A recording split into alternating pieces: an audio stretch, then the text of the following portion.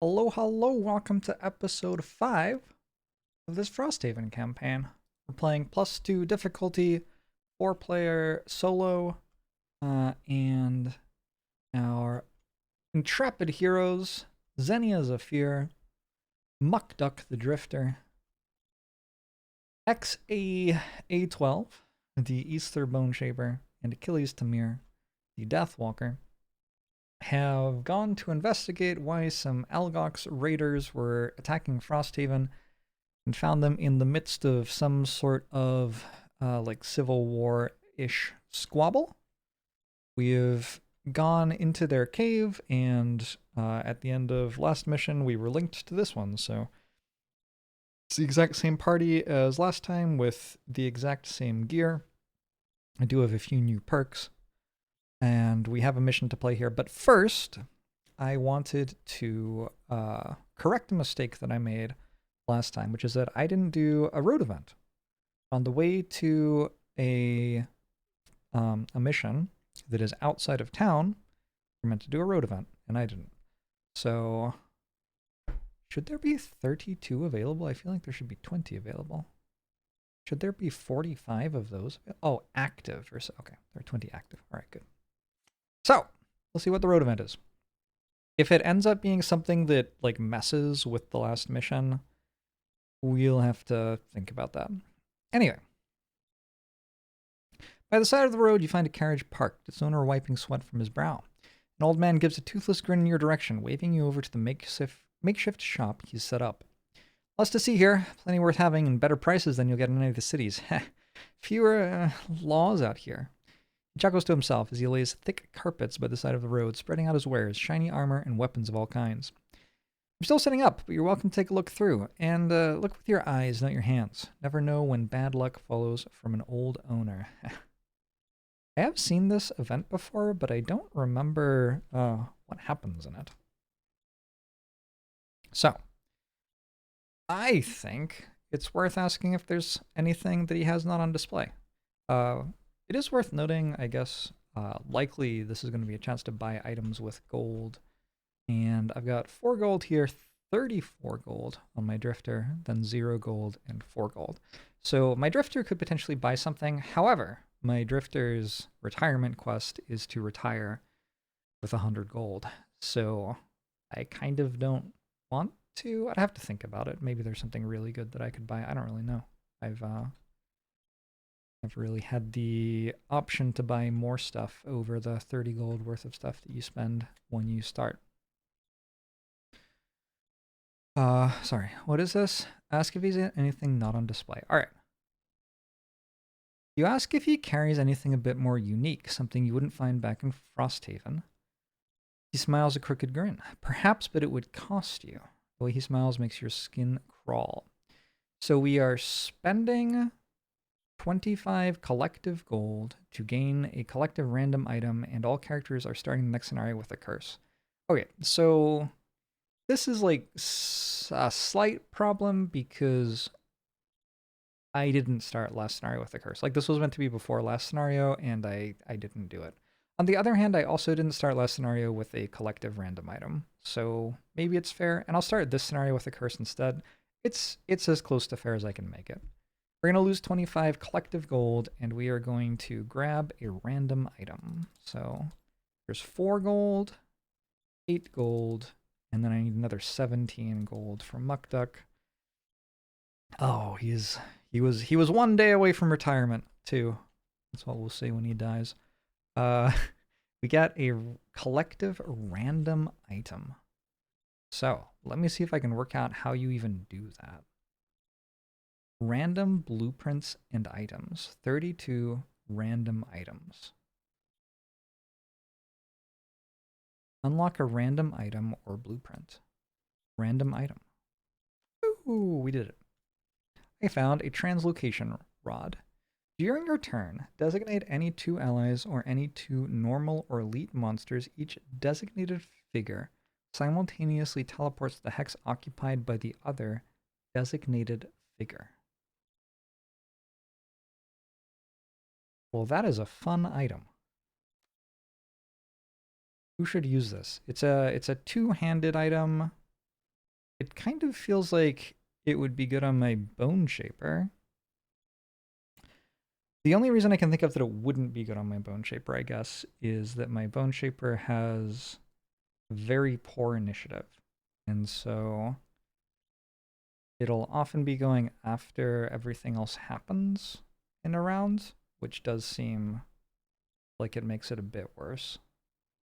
On the other hand, like, I don't think there are many other items that my Bone Shaper can hold that make any sense. So maybe we just give it to the Bone Shaper on that logic. This is an item which can only be used once per mission unless we reclaim it with a renewing potion. And I do also have Boots of Transference, which can only be used once per mission unless reclaimed by a renewing potion. So I guess another reason to put it on the Bone Shaper is now I have 2 items. And if I get a renewing potion for them, it can be used to refresh both of them. Everybody gets a curse in their deck. Curse, curse, curse, curse, and let's read about the scenario. Heart of Ice. The scenario is complete when only one boss is dead, and characters and character summons have collectively dealt damage to that boss equal to at least half its maximum hit point value rounded up.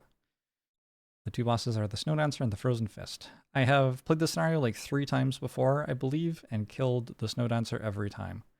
So basically what it's saying, the Snowdancer and Frozen Fist are fighting each other, and we need to kill one of them, and we need to have dealt half of its health of damage, so the other boss can't have dealt more than half of its health and damage, or else we lose instead. Each character adds 2 -1 cards to their attack modifier deck. Oof. Well, this is why I took Ignore Scenario Effects on Muck Duck. However, I didn't do that on XCOM, nor did I do it on the Valrath Deckwalker Achilles Tamir. So I need 4 -1 cards. 1, 2, 3, 4. I was wrong. I need 6 -1 cards. You would think that 3 times 2 was not that hard. Alright, I have just made my my attack modifier decks significantly worse. They all have a curse in them, and they 3 of them have 2 -1s in them as well. If Algok's offensive is complete, read Introduction A. That is, yep, that's what we were reading. The battle is near. Sounds of it echo off the tunnel's icy walls, metal crashing against stone, thunder ripping the air. The chest-shaking howls of Algox. Your breath is heavy as you follow your guide, closer, closer, and then you arrive. The central chamber opens like a cavernous maw, ice and blood and bodies writhing in battle. In the center of the room hangs an enormous shard of pearlescent ice, and for a moment you simply stare at it. The shard rotates slowly in the air, held aloft by some otherworldly means. Clearly, a great power does reign here. But at the middle of a battle is no time to stand around. The Algox around you are locked in bitter combat, spells shooting out with terrible quickness and heavy fists swinging. Your Algox companion shakes off his injuries and steps forward. From the cheers that rise from the combatants when he enters the room, you gather he must be some sort of leader to the ice speakers. He concentrates, and a thick whorl of ice collects on his fists, solidifying into jagged, brutal-looking gauntlets. His weapons ready, the chieftain tilts his head up and releases a howl so loud and terrible that it cools the blood in your veins. Another terrifying howl tears through the air in response. And from the other side of the chamber, a blistering bolt of blue energy shoots out and crashes against the wall next to you. It's the Snow Speaker chieftain, standing almost a head taller than even your enormous companion, and she's wielding the snow itself as a weapon. The 2 chiefs charge and crash near the center of the room, blasting open a gap in the battle. Both are clearly more skilled than the other fighters, and each moves with surety gained from authority. Thunder cracks around the Snow Speaker, and the Ice Speaker bludgeons the air and ground with brutal strikes. But then the sea of Algox condenses back around you, all of them looking angry and suspicious. If you want to get to the main fight, you'll have to fight your way through these combatants first. I am not meant to set up or connect tile 11B. Okay, but the game already did it for me. That's fine. It's not there. We pretend it isn't there. Door 1 is locked and will unlock when all revealed enemies are dead. All Algox scouts are allies to each other and enemies to all other figures. Likewise, all Algox guards are allies to each other and enemies to all other figures. Use the allied attack modifier deck for Algox scouts. Instead of using standees for the bosses, use the miniatures in the tuck boxes. All right, yes, the game will do that for me automatically, or rather it won't do it for me automatically. So the scene is, this store is locked until these 9 enemies are dead. These 9 enemies are not only enemies of me, they are also enemies of each other. There are 4 scouts and 5 Algox guard. Achilles Tamir has to kill 1 more Algox guard for their retirement quest. I think Achilles Tamir and XCOM are probably both theys. And then Xenia's a she and Mukduk's a he. I think I've decided on that. That feels like their vibe. Anyway, I have to set up. I would like for these slingers, who are new enemies we haven't seen before, or scouts rather, I guess they're scouts. I would like for them to target the Algox guards, not me. They have 5 base movement and 4 base attack on the elites, and they have 4 base movement and 3 base attack on the regular ones. No shield. The elites, I forget what this status is called, but it makes it so you can't use items until the end of your next turn, whatever it is. It's like a picture of a little bag, I guess. Kind of looks like a tooth to me, but it's a little bag, but they just didn't draw the bottom of it for some reason. Maybe it's shading. I don't know. Maybe I'm wrong about what it's a drawing of. Anyway, that's fine. I'm going to work out turn 1 and get my setup, and we'll see how this goes.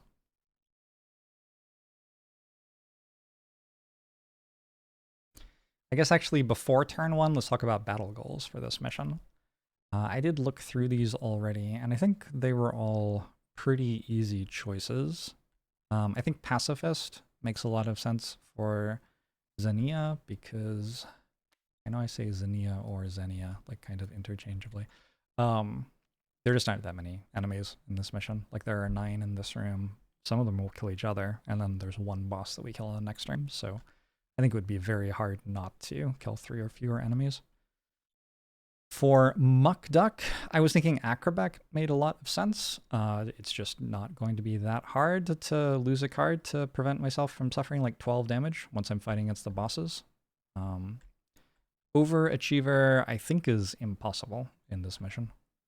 Sadist, just not very reasonable. So we'll go with Acrobat there.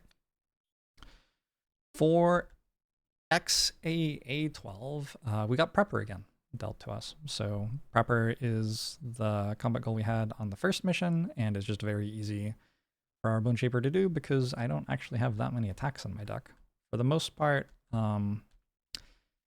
instead of attacking, I'm summoning creatures which attack for me.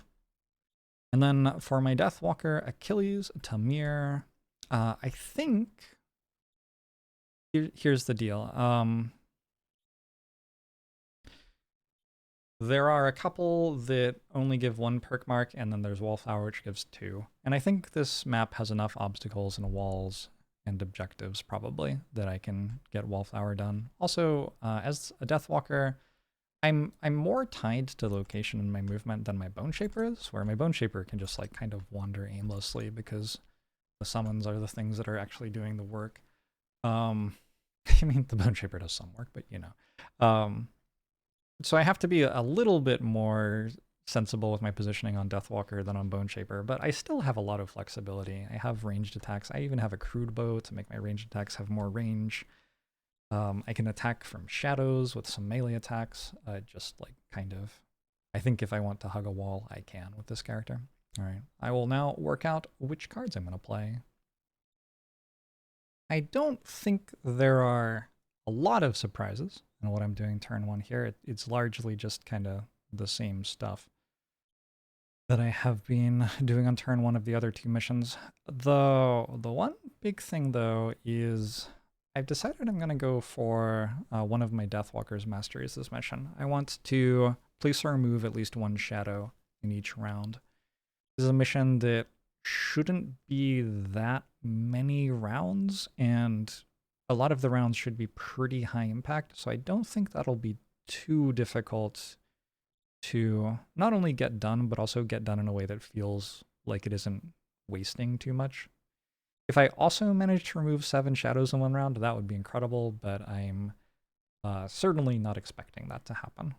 We'll see though. I'll give it a try. Let's hit start round and see what happens. Yeah, I'm going at very slow initiative, and it looks like the Algox guards are going to move in before the scouts take a move, which is great because that means the scouts will absolutely be targeting the Algox guards instead of targeting me. As I set up, this was the only scout that was likely to target me, but with the Algox guards moving in first, that won't even be happening. So, elites go first, and they go in initiative order, and then they attack for just base values, so 5, -1, 2, 3, 4. That's number 2. And the other elites, +1, so that one is for 6. Ouch. And then we have the non-elites. We will put, I guess I get to choose a little bit. We'll put you here, and I'm going to say you attack the elite Algox scout then. +2 on that attack. Ouch. 2, 3, 4, 5, 6. Oh wait. You're not an elite. You can come here. +1 on that attack. That's a kill. These things hit brutally hard. And you can come here and attack this elite. +0. 1, 2, 3, 4. Okay. So already one enemy dead just like that. Wow. What are the scouts doing? They're attacking 2 targets. That's a lot of damage that they're doing back. They will be making several of those attacks with disadvantage, but that is a lot of damage that they're dealing back. I get to tiebreak for them, so I get to say, oh, they're going to attack the Algox guards instead of, oh, they're going to attack me. Unless for some reason I decide that I desperately want them to attack me, which is not really where my head's at right now. Okay, so first up, we're going to summon a Banner of Strength. And let's put that down. I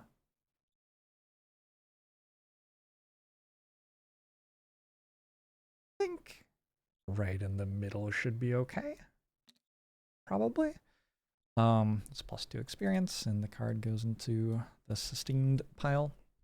And then I have an incendiary throw, which I'm going to use on turn 1. We're going to target Algox Scout number 6. Draw an attack modifier. It's a +0, so that hits for 2. And then everybody gets a wound. 4 wounds. So, incendiary throw. I am quite a fan of opening fights with that card. It sure feels like it applies a lot of damage, huh? Drifter's doing very normal stuff. We have crushing weight in place, so our melee attacks deal 2 extra damage, and continuous health, so our heals heal for 2 more. I guess I should just like make sure I'm not wanting to use some weird item for some reason right now. Can I 2 allies, designate any 2 allies? So I could trade a summon and a character using this, or I could trade the banner that the banner spear summons and like a skeleton, and then just unsummon the skeleton, because like who cares about the skeleton? That's a really cool item. It's really nice. I like this character. How does this character retire? 5 different types of herbs? Yeah, I mean, it's gonna take a while to do that. We'll probably have this character around for a while. These are sweet items. I think that when my Bone Shaper retires, these go into the purchasable item pool. I can also sell them whenever I want. So I do, like, when my Bone Shaper retires, I don't like lose these items. Damn, that's cool though. 100 gold worth of items on this character already. Anyway, my Drifter's done. Bone Shaper goes now. I'm going to summon some angry spirits. Put a Wraith down right about there. You know what? I queued up Damned Horde, and then deployed in the wrong place. If I'd deployed somewhere else, maybe I could have used that profitably. But since I can't actually hit anything with curses, I'll just move first and make the Wraith behind me. 2 experience, channels darkness, and done. Now the Algox scouts get their turn. So first, this elite will go. They don't have a move. They're just attacking 2 targets. You take 1 damage from your wound. First attacks against this Algox guard. That's the focus of this enemy, and it can't move, so it has to attack with disadvantage. They use the allied deck with disadvantage, so instead of a crit, we get a +0. That's too bad. It's an attack for -1 damage, so that's 3. 2, 3. And then also against this elite Algox guard. Actually, I can choose anything within 4 range, so I could hit that one if I wanted. They could all hit this one as their second target. Yeah, I kind of like that. All right, well, they'll all hit that one as their second target. So for +2, damn, 5 damage.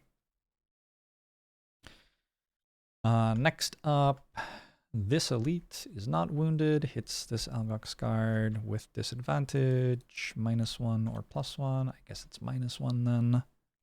2 damage, and then shoots at the elite Algox guard, not with disadvantage, but -1 anyway.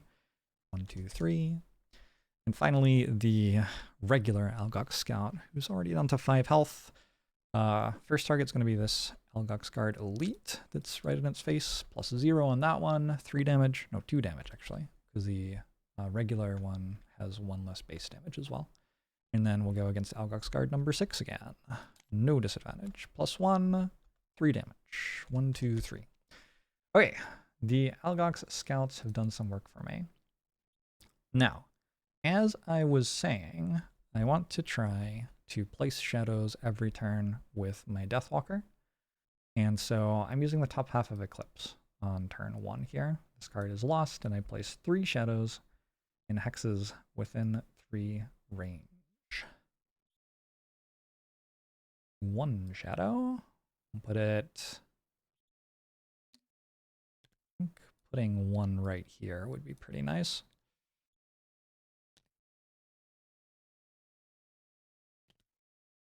Two shadows and 3 shadows. And then I'm also using the bottom half of Strength of the Abyss. Once during each of your move or attack abilities, you may remove a shadow within 3 range to gain an experience, and add 2 to your move ability or 2 to one of your attacks. So this should make it very easy to remove a shadow every turn if I can't channel a shadow on the turn. And sometimes I'll be able to channel a shadow on the turn. Does it say turn or round? It says round. Okay, so I don't even have to do it within my turn. Also worth remembering that I have Cloak of Shadow now. If I'm standing in a hex with a shadow, all attacks targeting me gain disadvantage. Disadvantage, by the way, I mostly think of disadvantage as -1 damage from an attack. If you look at math from a like regular modifier deck, it ends up being about -1 incoming damage from every attack. So that is my kind of mental shorthand in a lot of the normal situations. Anyway, that's the end of round 1, and now I will work out round 2. So round 2 is going to be hopefully quite a lot of softening up Algox guards. I don't know if I'm killing anything. My Deathwalker is doing almost nothing, but that's fine. Just keeping on buffing my Deathwalker. It's taking 1 more turn to get the buff displayed because I played Eclipse on turn 1.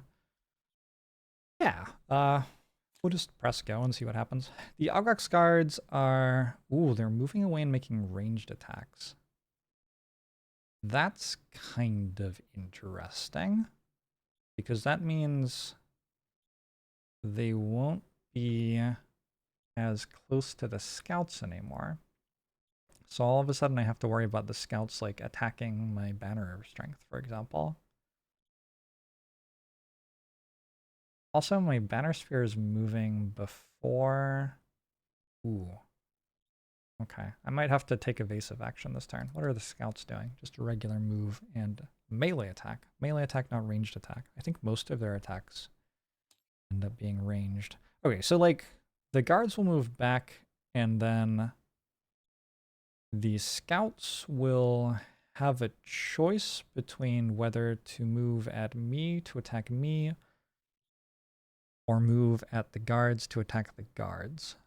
And for the most part, the scouts are going to choose to move to attack the guards, except in the case of my banner spear and my bone shaper right now. And I think I can control that okay without too much trouble. Yeah, just looking at this, it looks like a very manageable problem. Okay, so first up is my bone shaper. And the first thing that happens with my bone shaper is the Wraith goes. It's going to attack this Algox guard number 6. -1 damage. That's one of the scenario modifier cards. Shuffle, just in case. I'm certain that I shuffled, but actually I'm not certain I shuffled. I am certain I shuffled. I'll shuffle again anyway. I do have the banner of strength, so it still deals 1 damage, so that's down to 7 health. And then my thought on how to deal with the problem of enemies attacking my banner of strength was, what if I gave them my bone shaper to hit instead? Which admittedly is not like the happiest solution ever, but it is a solution. So I guess it'll be fine. So I'm gonna summon a skeleton right here. That does deal me 2 damage. So all of a sudden I'm at 4 health. And then I'm going to move my bone shaper to here. I might be burning a card for this. Oh, I could use Boots of Transference. Hold on. Not Boots of Transference. Translocation Rod. I could use Translocation Rod. And I could put...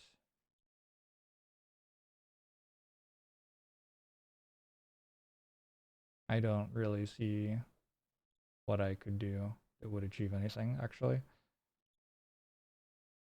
Yeah, never mind. I don't think I could. Certainly not seeing anything. Okay, so maybe I'm burning a card then. Is there a way for the skeleton to be... I could swap the skeleton, the bone shaper. Is that good? I don't even think that's good. We'll just do it like this, and hopefully it'll be okay. We'll see, because I'm definitely taking some incoming damage. Next up is my banner spear.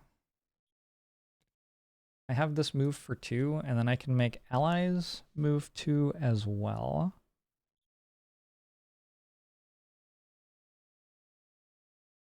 You know,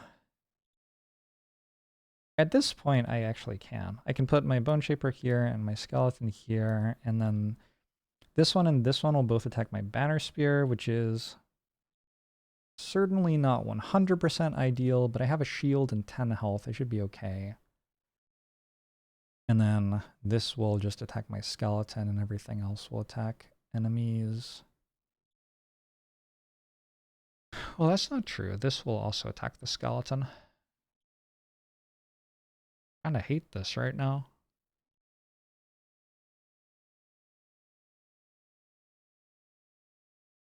This has to go all the way over here.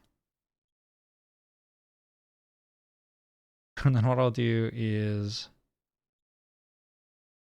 No, that doesn't work. Where did you start? You started here. That doesn't work either. Oh, it's so complicated. What a great game. Probably I should have worked this out before I recorded my turn, but I sure didn't. I'm just gonna roll like this, and we'll take some damage, but it'll be fun. I'm gonna use Tip of the Spear, which I haven't, I think, used the attack version of this yet this campaign. Maybe in Mission 1? Maybe. I think I might remember using it in Mission 1. I'm not sure. Anyway, the gray hex is my character, the Banner Spear. The blue hex is an ally, in this case a skeleton. And I get to hit 2 red hexes for 3 damage with 3 piercing each. And oh, I have this. That's cool. And I'm going to put +1 damage on the attack against the first enemy, which is a -1 modifier. That's down to 4. And then the one behind it takes 5 damage. 1, 2, 3, 4, 5. Okay. Pretty decent hit there, I would say. You're done. Now the guards go. So this move is going to be a little bit weird. First we have guard number 2. It's an elite. It wants to move backwards and attack its focus right here. I don't mind at all if it kills that enemy. It rolled a -1. 1, 2, 3, 4. That actually does kill it because of the wound. Okay, well that's nice. I no longer have to worry as much about skeleton dying. Next we have elite number 5. This one doesn't have to move, and choosing between the banner spear and the scout. The banner spear has lower initiative, so it will attack the banner spear. +0 on an attack for 5. I will use my kite shield here. Is it a kite shield? Heater shield. So I'm only taking 4 damage. 1, 2, 3, 4. Next, we have Algox Guard number 6, another elite. This is going to attack the banner spear. We'll put it here on top of the other loot, and it will attack. +0. Okay, we're on 1. Ow. Those are all the attacks my banner spears having shot at her this turn, though. This Algox Guard goes here and attacks the elite Algox Scout. -1. 1, 2, 3. And this one goes here and also attacks the elite scout. Let me check and make sure that I have to do that. Because it's actually... I don't know, I do want to attack the elite scout. Okay. I should at some point... 1, 2, 3, 4, 5... At some point, I should actually learn whether enemies have to prioritize elites when they're attacking other enemies or not. Because elites go before normal enemies in the turn order, but they all share an initiative. So I don't think that that's a tiebreaker for enemy AI. I don't believe I subtracted health from either of these for wounds. I did not. Actually, I did. This one lost HP for a wound. I went back into the log and confirmed, but this one didn't yet, so that's good. Next up are the Algox Scouts. These are making a move and a melee attack. Elite number 2 is going to prefer this guard. That's why it's actually really great that this is on 1 health with a wound on it, because if it were dead, this would want to attack my skeleton. But with this on the way, in the way on the tile, it's 1 hex to attack this, but 2 hexes to attack the skeleton. So the tiebreaker is between the guard and the drifter has worse initiative, so it goes after this guard. We will draw an allied deck modifier +0, so that's 4 damage. 1, 2, 3, 4. Not a bad hit.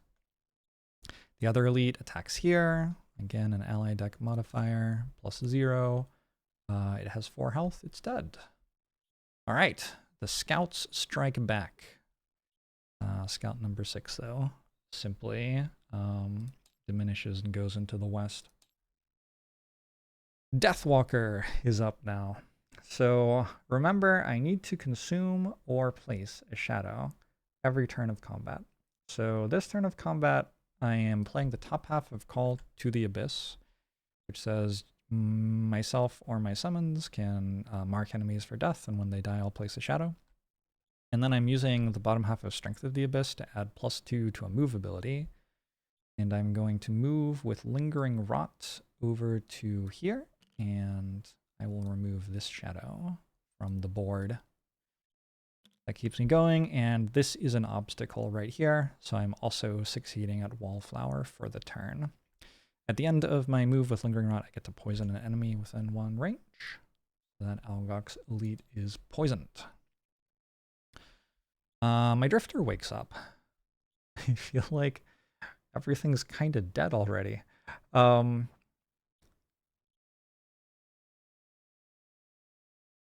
Gosh. Also, everything kind of walked away from me. I had this plan to use draining arrows, but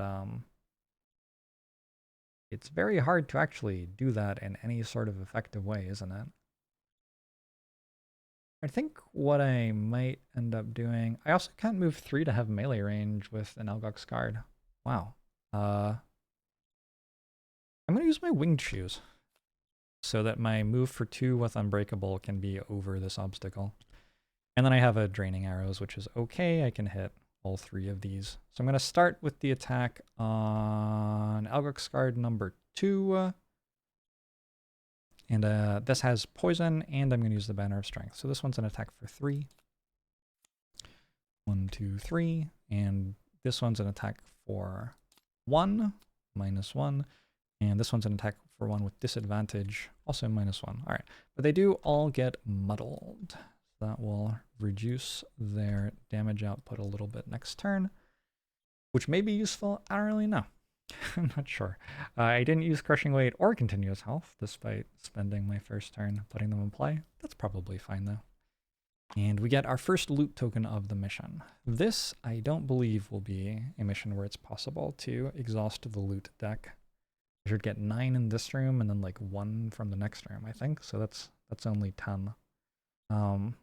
So I guess there's like some luck then involved in successfully getting the random item out of this loot deck, for example. Maybe we'll get lucky though. That's round 2. Not too bad if you're any character other than Xenia Zephyr, who is clinging on desperately for dear life. Time for round 3. Your round started. All initiative cards revealed.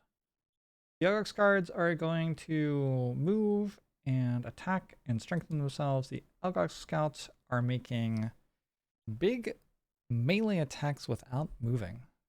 What a unique card.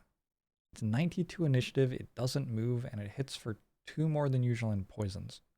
So it's like you gotta get out of here before you die kind of idea. That's fun. All right, cool. So I went super quick with my Banner Sphere, who is on 1 HP, to make sure that I could get out without dying. Turns out that isn't quite as large a risk as I had feared.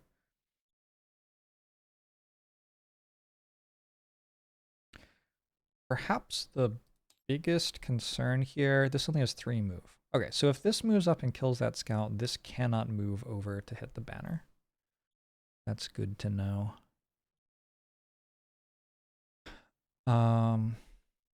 Ooh. Could use Javelin? No. I was thinking I could, like, since this wants to make a melee attack, I could pull it to here so it was next to the scout and then move everyone else away.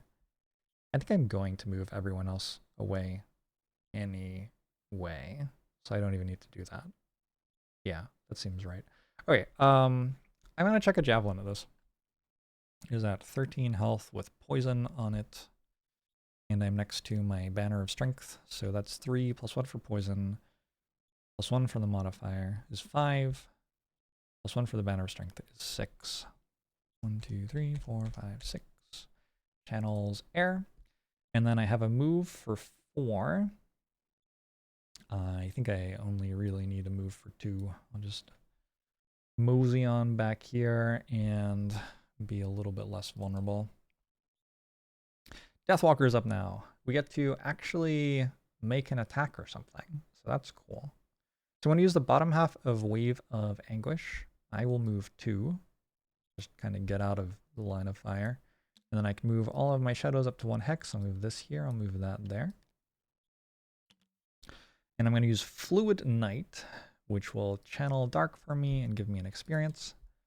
I'm going to consume this shadow to make an attack for 5, plus 1 from poison is 6 against this Algox guard, and that is also my shadow removed for this turn. Also, I mark it for death, and then I have dealt enough damage to it that it will die to its wound.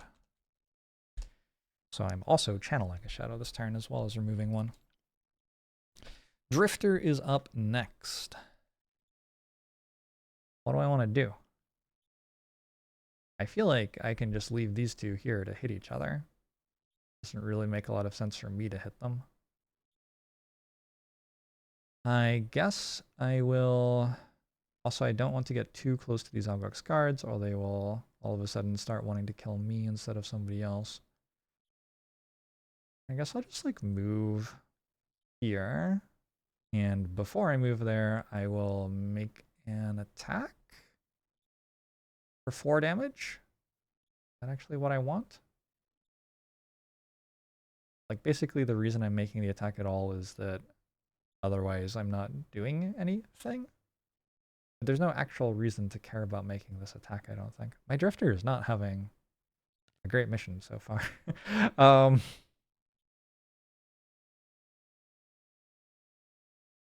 Not at all. Here's what I'm going to do. I am going to make a regular attack with my Drifter here. No, I already changed my mind. I'm just going to move here. Whatever. I'll let these two keep hitting each other. That seems okay. All right. Algox guards go now. Not a great performance so far from Mukduk this mission. Algox guard number 2. The lowest numbered elite is just going to bleed to death. When it does, I get to make a new shadow, which I'm going to place... I want to say here. Yeah, let's put it here. It seems okay. I'm a little bit concerned that I will run out of shadows toward the end of the mission. That actually feels like a very real concern. I might need to be careful not to consume shadows unless I need to. Because once I get into this room, there won't be small enemies to kill, so I stop being able to generate shadows. So it's kind of going to be... Okay, let's put the shadow here, actually. It's kind of going to be a matter of using the shadows that I made earlier, and so having them closer to the door will be nice. Algox guard number 5, another elite. We can move here. We can make an attack for 5 damage plus 0. 1, 2, 3, 4, 5, and we strengthen ourselves. Then the regular Algox guard goes here and attacks for 3, which is enough to kill, and strengthens itself. And down here, we've got a regular Algox guard attacking for... Oh, it takes 1 wound damage, and it attacks for 5. Wait, is that correct? I have 4 base attack and got a +1. Alright, that exactly kills this scout without it getting to retaliate. So, somebody will have to kill this, perhaps my Deathwalker next turn. That would kind of make sense. Bone Shaper's turn. First we have Wraith attacking this Algox guard. +0, but by the banner. Next we have a skeleton. Unfortunately, because this scout is at 1 health, the skeleton, who is a big dummy, is going to choose to attack it. Gets the kill, but I mean, there were better things the skeleton could have done, I feel. I am going to use the top half of Fell Remedy and the bottom half of Transfer Essence. Fell Remedy has to target an ally, so does Transfer of Essence. This is going to leave me at 2 HP. Yeah, that's fine. Alright, so first I Fell Remedy, Consuming Darkness, giving me an experience to heal an ally for 4. 1, 2, 3, 4. And then I use the bottom half of Transfer of Essence to heal an ally for 5. 1, 2, 3, 4, 5. You are now at full health. Congratulations. I take 2 damage. I rechannel Dark immediately.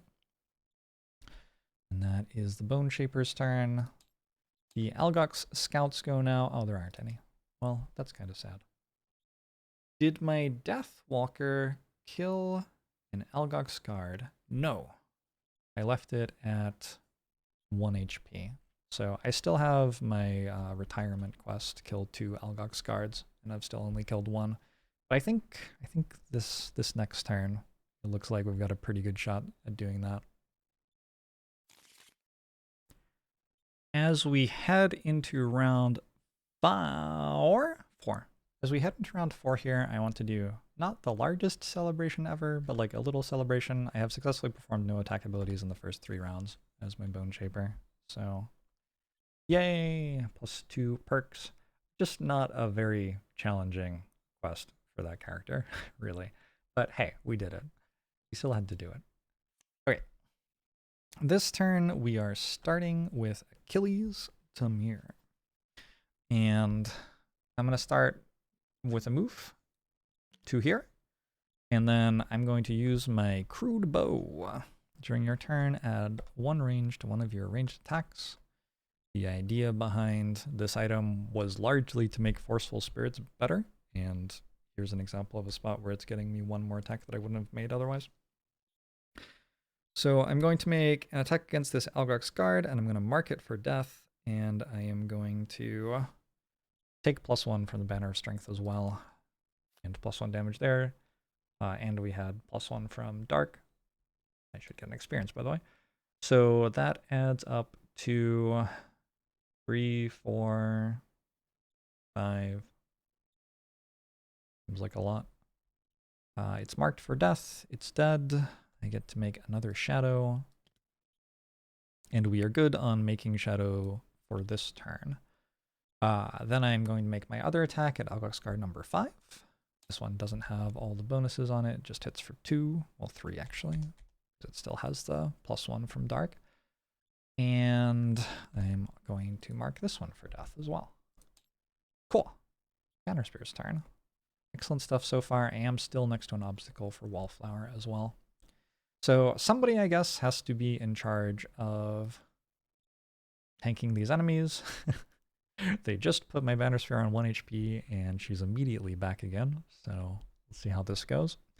I'm going to use a deflecting maneuver, and I am going to get to channel air into it. If I use Javelin the turn before deflecting maneuver, I get to channel air and then consume air. There are no other elements on my cards that I can use, really, unless I do something fancy with Circle of Elements that my Deathwalker has. Circlet of Elements, sure. Is that a pun? I guess it's... I don't know. I don't know if that counts as a pun or not. Anyway, we are attacking for 4 damage against Algox Guard number 5 with advantage. -1 or +0. I'll take +0. Thank you. 1, 2, 3, 4. And now attacks against us this round gain disadvantage. I just used the bottom half of regroup to do a move too. No big deal. Drifter's up. What are you on? 5? This is awkward. I could go over there and kill them. But look, somebody has to pick up all this loot, and I have a loot 1 card here. So I think I'm just gonna stay here and pick up all the loot. It does feel kind of awkward. I am kind of leaving Xenia over there to die. But 3 loot pouches? Hello? How do you say no to that? 1 loot, it's metal. Metal, and 2 coins. Nice. This is the character who wants 100 gold, so finding 2 coins is cool. Yeah, I don't think I've explained how the loot decks are composed yet, really. If you look at the mission description, somewhere around here it says this is the loot deck. So you add these cards together to make your loot deck. It looks like this one has a random item in it as well.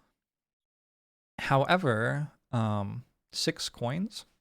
You randomly select 6 like coin type cards, and some of them have 3 coins on them and some of them have 1 coin on them. So there is still within this randomness in how much you actually get. Okay. Very disgraceful showing from my Drifter. Let's not talk about it anymore. The Algox cards, I didn't actually realize they were doing this. They're moving away and making ranged attacks. Is that gonna ruin my turn somehow? no more than anything else, I don't think. So, this one moves away and makes a range attack. It is strengthened, however, it also has disadvantage, so those cancel out, and it's just a +1, which, to be honest, I don't love. This one also makes a ranged attack, and that is a crit. Okay, so my Drifter... Alright, here's the thing. Maybe my Drifter wouldn't have gotten a kill anyway. If my Drifter didn't get a kill, it wouldn't have changed anything there, but... burning a card hurts a little bit. I think I said at the beginning of this mission, though, I'm expecting this one to be a shorter mission. I'm not too worried about running out of cards totally or anything. Those are the Algox cards done, and now the first part of my Bone Shaper's turn is that the Wraith moves. We'll move here, and we'll attack the Elite Guard. +0, so 2 damage. And then the Skeleton moves, just moves up here and tries to get a hit in. Then my Bone Shaper actually takes a turn of its own. How much health do you have? 3? I think I'm going to quite deliberately leave that to die next turn to make sure that I'm channeling a shadow next turn for my Deathwalker. So, yeah, let's throw a Decaying Will onto this Algox guard who's still relatively healthy. -2 damage, so no damage, but I do apply poison. And then I'll just make a move for 4. 1, 2, 3, 4. I'm over here now. Works for me. I guess I need to short rest with my Banner Spear, probably. Is that correct? I would love to long rest. I would get my Heater Shield back, and I would get to take use of Tireless Leadership. Move my banner a bit closer to the next room. Okay, let's try to long rest. We'll just long rest right in front of them, and they can attack my skeletons or something. So, that's the end of round 4. So round 5, we have a long rest for our Banner Spear, and then I'm trying to kill Algox Guard number 5 to channel a shadow for my Deathwalker's Mastery quest. Algox Guard number 1, I will, I guess, try to leave marked for death somehow. We'll see how that works. I suspect that it doesn't. Do I want to go slower? Maybe I want to go slower, actually. Alright. Small change. This will be better, I think. Drifter goes, and the Algox guards are... well, they're not doing anything. They're standing still and giving themselves a shield, I suppose. And that basically is the entire turn, because if the Algox guards don't hit me hard, then nobody does. My Drifter is out of move cards, so I can't get over there with a move for 2, so I'm just going to heal... heal here for 2. I could have also healed my Bone Shaper, I guess. And then the top half of Bloodletting doesn't do anything. This has been like... if I were playing as the Drifter in a group of 4 people who like hung out once a week and played a mission of Frosthaven, I would be so embarrassed right now. So embarrassed. Alright, the Algox guards move, they now have shield. First thing that happens in my Bone Shaper's turn is the Wraith moves. So it will make an attack here. Unfortunately, the enemy has shield, so it'll hit for 1. And the Skeleton moves, and we've drawn the -1 from the mission. Oh no. Is that correct? We've got 2, 3, -1 from shield, -1 from modifier. Yeah, that's correct. Can my Bone Shaper get a kill? Yes. Yes, we can. We can use the top half of Eternal Torment. I'll put a curse into the enemy deck, and I will grant a summon adjacent to the target of the curse and attack. -1 again, but I mean, we have killed it 1 damage at a time. And that channels another shadow for me. So we now have 4 shadows set up on the battlefield. I have another move for 4 if I feel so inclined. I guess I'll go here. Unless I want to like pick up all the loot. I think next turn I'm picking up all 4 loot with Javelin actually on my Banner Spear. It's going to be really cool. My Deathwalker has already channeled a shadow this turn, so I don't have to worry about that. I'm going to use Black Barrage, which immediately consumes the dark that my Bone Shaper created to deal +1 damage. So 3 + 1, 2 + 1 is 3, 4. It's also poisoned, so it's an attack for 5 base damage. -1 is 4. 1, 2, 3, 4. And then I can move a shadow up to 5 hexes. So I'm going to move this shadow here. 1, 2, 3, 4, 5. Just trying to arrange our shadows close to the door for the next room so that I can keep using them in the next part of the fight. We also mark this enemy for death, and that probably covers us for creating a shadow next turn, I would assume. I could even maybe long rest next turn, which would get me my bow back. I am needing to either short or long rest. And I suppose it's almost time to make that decision. Yeah, I mean, I don't really see why not. It'll die to somebody. Oh, I forgot that it has shield, so +1 health. My bad. Banisphere long rest. Let me work out what I'm losing. I think losing Incendiary throws pretty safe.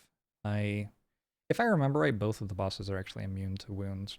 And, you know, it did its thing in this room. I guess I could use the bottom part of it.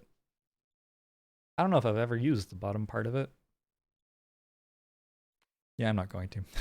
Okay, so you get your heater shield back, you get +2 health, and you get all of your cards. And that is the end of round number 5.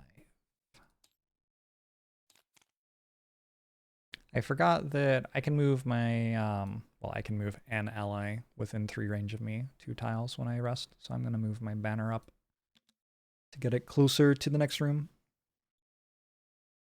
I'm going to be perhaps just a touch greedy here and take a long rest with my Deathwalker. So the problem with this is if my allies fail to kill the enemy I have marked for death, I have no way of consuming a shadow or generating a shadow, so I will fail my mastery. However, hopefully, I think we'll kill it. It would be weird if we failed to kill it. It's going to move kind of slow and then make an attack and strengthen itself. All right. So first up, I have my Banner Spear. Banner Spear is going to chuck a javelin in its face. Just crit. -1. Okay. 3, 4, 5 from poison. -1 is 4. 1, 2, 3, 4. So it's at 3 health. Now I have to decide. By the way, this isn't strengthened anymore. Stood still and tried to poison things around it last turn. Is that correct?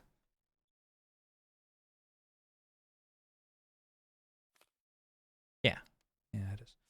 Okay. I hope I remembered its shield when I was dealing damage to it toward the end of that turn. Did I deal any damage to it last turn? I don't even know. It might be at lower health than it's meant to be. If it is, it's just an honest mistake, and, you know, it's kind of late. I've played something like 6 hours of Frosthaven today. You'll just have to forgive me. This is going to attack something. And I guess I'm okay with that being my Banner Spear, because what else is going to be? Although...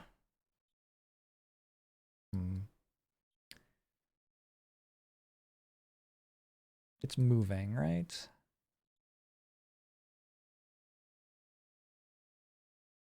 It's going to move to here. Can move to here. Okay, I'm okay with it moving to there. I'm gonna move my skeleton out of the way so the skeleton doesn't die. I'm gonna move my banner up further. We're using the bottom half of combined effort. This all feels like it's okay. I'll just move the skeleton here, why not?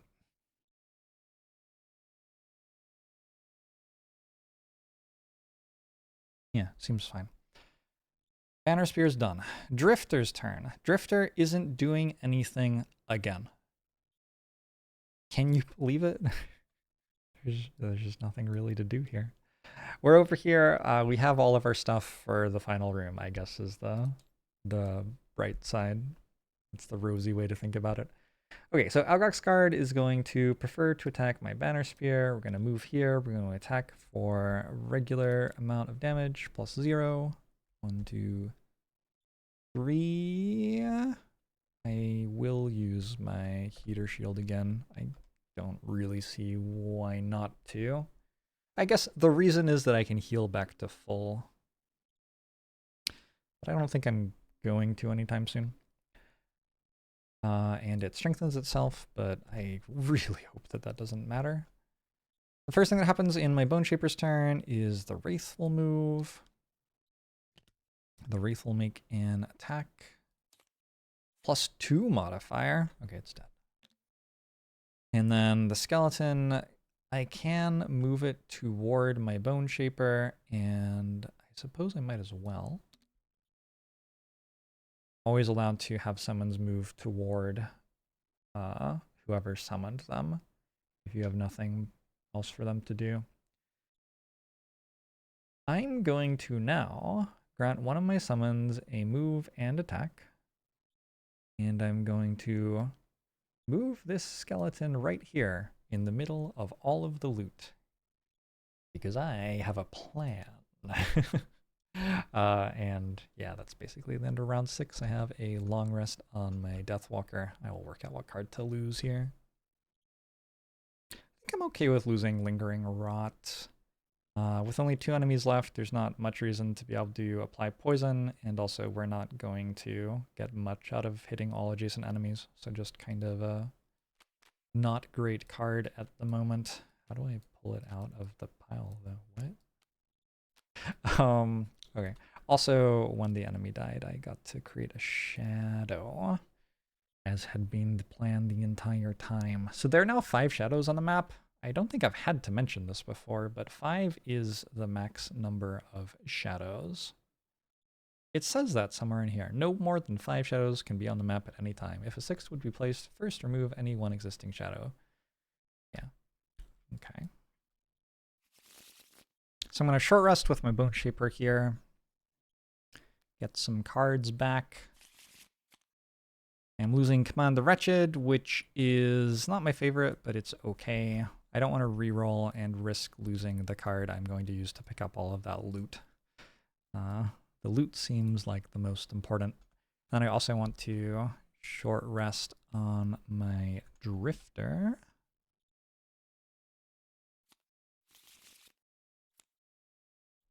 And I'll lose Prudent Preparation. Not a terrible card, but also not a vital card, I wouldn't say. That seems completely fine. All right, cool. We are into next turn.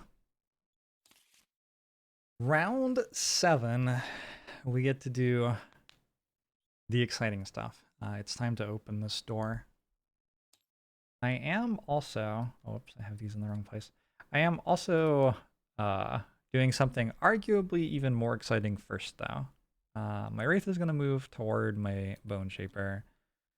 And the skeleton's going to stay right where it is. And then on my Bone Shaper's turn, I'm going to use the bottom half of Eternal Torment to grant one of my summons Loot 1. So let me actually go to the main board in order to do this, because stuff's like kind of underneath models. 1, 2, 3, 4, 5? There was another one I didn't even know about. All right. We got 5 loot pouches to work our way through. Hopefully we hit a random item here. That would be really cool. We got metal, rock root again, 3 coins, and lumber. No random item. But I did hit rockroot. So in my notes, I can say I have now found snow thistle and rockroot. 2 out of 5 of the herbs that I need to find in order to retire. Then I do have the top half of Flow of the Black River. I think this is the first time I've ever played this mode of Flow of the Black River. I get +3 health. 1, 2, 3. Nice and easy. And that is my Bone Shaper's turn. It sure doesn't feel like my Bone Shaper did very much, huh? Next up is the Banner Spear. And I'm mostly throwing this turn away right now. Should I regroup instead? Here's the thing. I don't even think regroup does anything. I was thinking I could do the top half of regroup, but it just like isn't relevant, I'm pretty sure.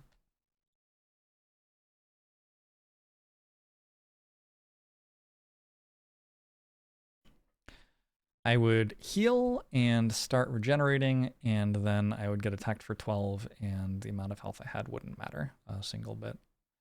So instead of doing that, I'm going to give a move of 3 to my Banner of Strength. And I think also give a move of 3 to this Wraith. Get that closer to combat. And the Tip of the Spear just doesn't do anything. Great work. Tip of the Spear. Deathwalker time. I'm going to open a door. So I'm going to use the bottom half of Wave of Anguish to move 4. I'm going to consume a shadow in order to move 1 more with this. 1, 2, 3, 4. That opens a door for me.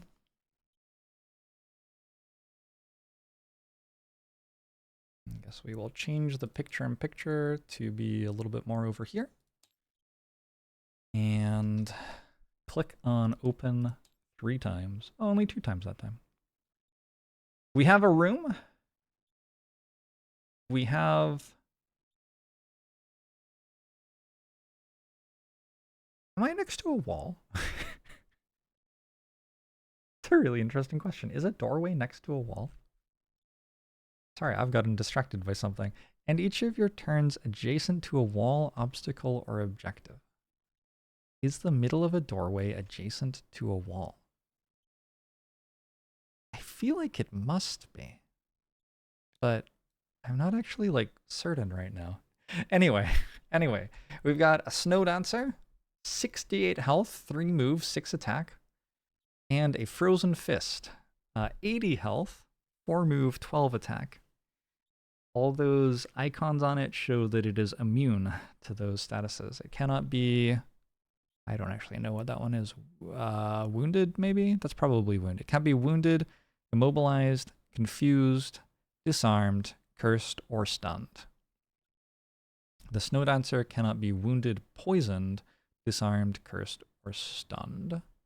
But it can be confused and it can be immobilized. This one can't be poisoned. Alright. So every time that I have played this mission, I think like 3 times so far, I have killed the Snow Dancer. I have to choose one of the 2 to kill. I would love to try to kill the Frozen Fist just for a little bit of variety, but it's just kind of hard. is the thing. Anyway, when door 1 is opened, read 75.1. Heart of Ice. With the final group, read this narrative text of Algok's Offensive 3 is complete. You move up into the main chamber to see the 2 chieftains locked in mortal combat around the massive crystal of ice in the center of the room. The Algoks behind you no longer give chase. They are waiting to see what you do, but you can afford to wait no longer. If you're going to buy security for Frosthaven, you'll have to help finish this fight. It's time to pick a side. The Frozen Fist and Snow Dancer are enemies to both you and each other. Draw a separate boss monster ability card for each one each round. All other monsters cannot focus on or target either boss in any way, and vice versa. If either boss dies and the scenario goal is not fulfilled, the scenario is lost. The scenario goal is to deal half of the health of whichever one dies. So if this is the first one to die, I need to deal 40, I think exactly 40 damage to it, at least. And if this one is one to die, I need to deal 34 damage to it at least. The first thing I should do when opening this room is find out what the enemies are doing. So somewhere in here, there's a boss stack, this one, and I'm going to draw from it. We're going to say this is for Snowdancer, since Snowdancer is the top one in the list, although it's not the top one here. So Snowdancer will be moving at 11 initiative, so going immediately. And the other one will be for Frozen Fist. It'll be moving at 14 initiative. Okay. To be honest, both of those seem terrible. Just really, really catastrophically bad. Whoops. Maybe I should have been more sensible about opening the door instead of just doing it kind of willy-nilly on a turn where I was looting stuff. Because this is bad. We get to move all of our shadows one tile as we finish up resolving our card with our Deathwalker. But that is the end of my movement. I will now play Black Barrage. And I think based on how this is started,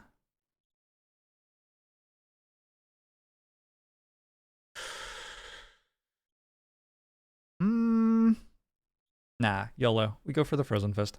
Okay, so I'm going to attack it for 3 damage. 1, 2, 3. And we should be able to note in here somehow. Right click. There are notes down here, and we can just write the number 3. I guess also I could do it over here. Maybe that's better. Frozen Fist, 3 out of 80. Snowdancer, I think is the name of the other one. 0 out of 68. This is how much damage I have done to them out of their total health value. Although maybe it's actually better to just say 34 and 40, since those are the values that we're aiming for to like win the mission or whatever. Unfortunately, I have just like made the worst door open imaginable, which is something that I seem very good at for some reason. The Snowdancer is going to... Oh my god, do I get bailed out here? No, I don't. I do not. Although it only attacks my Deathwalker, actually. Okay, they both only attack my Deathwalker. It's not as bad as I thought. The Snowdancer is going to use Accelerated Power. So this is an attack for 1 more than usual. Usual is 6, so it's attacking for 7, which is a big number. Big number, kinda. Admittedly, kind of a big number. Oh, it's going to push me. Oh, interesting. Does that bail me out then? The move is for 5. 1, 2, 3, 4. It pushes me 2. Oh, this actually goes after Snowdancer. Okay. I'm not actually sure that's better, but okay. So first it attacks my Deathwalker. Does the Snowdancer use the ally deck? I feel like it does.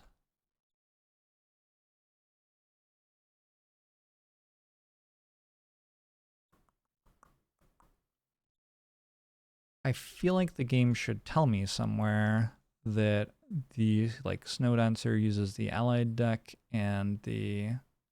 No, I guess they both use the monster deck. Strange. I thought one used the allied deck and the other used the monster deck. Like, I mean, like everything else that we've been doing, you know? But okay, we'll just use the monster deck for them, I guess. Because I don't see anywhere that it says that. So we're resolving Accelerated Power still. The first thing that's going to happen is my Deathwalker is going to get attacked. Because I'm standing in a shadow, it is an attack with disadvantage. So... Oh, they've drawn a curse. Well, I'll take no damage then. I get pushed 2. 1, 2, I am now over here. And next, it attacks a second target. And I get to choose who that is. I'm going to choose the Frozen Fist here. 1, This one's not at disadvantage. So that's the attack. We're dealing 7 damage to it. 1, 2, 3, 4, 5, 6, 7. And we're pushing it 2 hexes. Now, a push can only happen if it pushes it away, like 1 more range away. So it gets pushed into the wall here. It kind of looks like that's further away, but it's the same number of hexes still to close the distance. So that push will not happen. But that's actually an incredible push for me. This Deathwalker getting pushed back and taking no damage. I had claimed that this was a terrible thing, but actually it's really great. I wonder what happens if you click spawn. I don't know. You find out.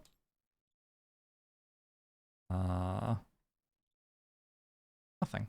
Okay.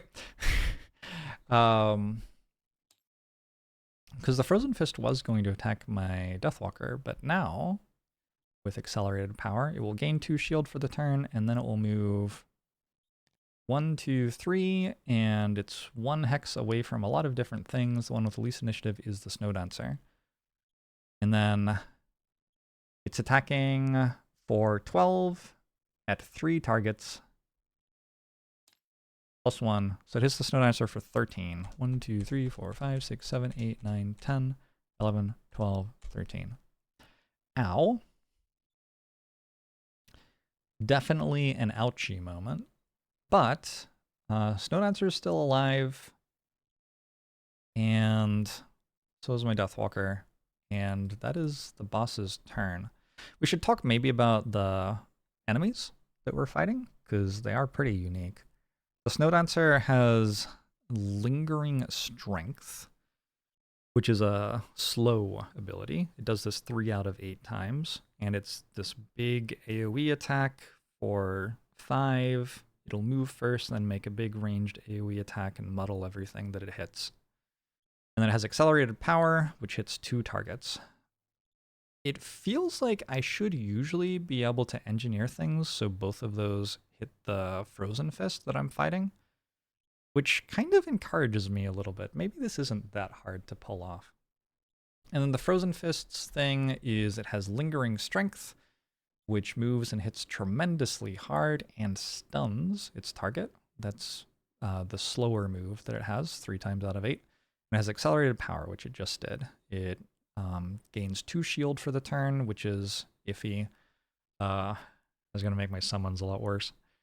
And then it moves and attacks 3 targets, but at melee range. So it'll move up to whatever its focus for the turn is, and then it will move around its focus to try to situate itself to be able to hit as many targets as possible, up to 3. There's also a chest in the room, incidentally. My Deathwalker went, and then the enemies had to fill in because they were meant to have already gone that turn, and now it's my Drifter's turn to actually do something. We're going to move 2 to here, and we are going to Deadly Shot for 2 damage, +1. We hit for 1 damage, and we poison this enemy. That enemy can be poisoned. It can't be a lot of other things, but it can be poisoned. We have now dealt 4 out of the required 40 damage to it. And that's the end of the round. So I guess the nice thing about that is it doesn't have shield anymore. And we'll go next round. All right, gang. I have something kind of spicy for us here, round 8. Okay, so the Snow Dancer's initiative card is 7. Oh, I need to do this manually, I guess, because these didn't get picked back up. They should have been discard anyway, though. Okay, so the Snow Dancer's card is 17, and then the Frozen Fists card is 73. 73 for Frozen Fist is Lingering Strength, which will move, attack, and stun. And 17 for Snow Dancer is the same move as last time. So the question is just, who would I like it to hit? Maybe I just let it hit my Deathwalker again. It worked fine last time. I don't know.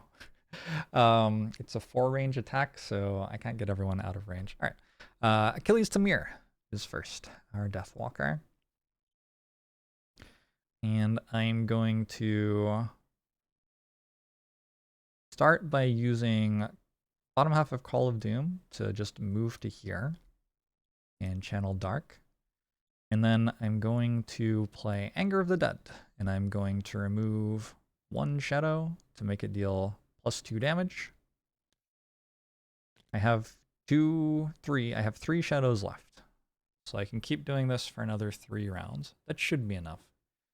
So it's hitting for 4, 5, and Frozen Fist is poisoned. 6 damage. +1 is 7. Don't hate it. I get 1 experience also. 1, 2, 3, 4, 5, 6, 7. And that gets us to 11 out of our required 40. And is that the full turn? I guess that's the full turn. Sorry, not Drifter, Deathwalker. We do have 3 cards, so if we need to lose cards, which we very well may, we can. 17 was the Snow Dancer, who is first going to attack the Frozen Fist with disadvantage, because we're not moving first. -1 or +0, so -1 on our attack for +1 is 6, +1 for poison is 7. 1, 2, 3, 4, 5, 6, 7. And then also pushing 2.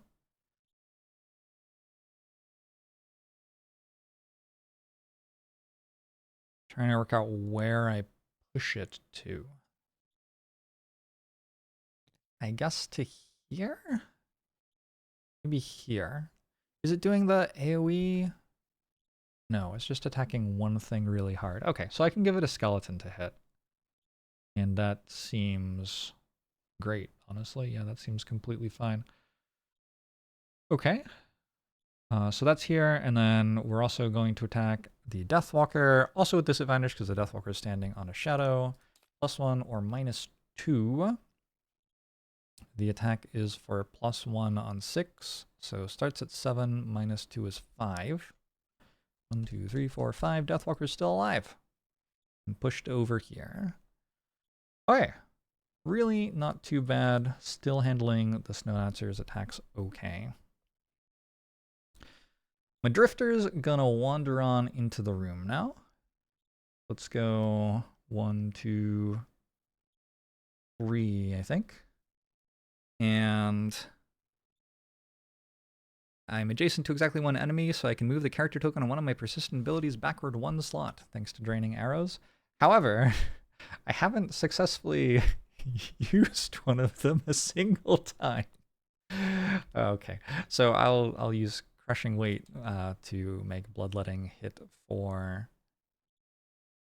5. I've just realized I could be like here, and this way I'd be in range of the banner. Is that better? I think that's better. Okay, yeah, let's do that then. Now it's hitting for 6. +1 is 7. 1, 2, 3, 4, 5, 6, 7. We are up to 18 out of our required 40 damage dealt to Frozen Fist. This also, it's not an escape mission like the last one. If some of our characters get exhausted, that is okay. We can still complete the mission. Also, my Drifter has to lose a card to negate suffering 5 or more damage at some point. See if I can remember to do that. Next up is my Bone Shaper. The first thing that happens in my Bone Shaper's turn is the Wraith moves. 1, 2. And attacks this Frozen Fist. -1, but +1 from the banner and +1 from the poison means 2. I'm already at 20. That's halfway already. I do also need it to actually die. Also, okay, there are 2 angles from which this is relevant. Also, it's already almost half dead. So that's the other angle from which that's relevant, I guess. My Bone Shaper actually has a turn. So I'm going to move 4. 1, 2, 3, 4. Oh, currently my Drifter is the one taking the hit. I guess that's okay. Having moved 4, I am going to lose 2 health in order to summon a Shambling Skeleton, which I will put right here.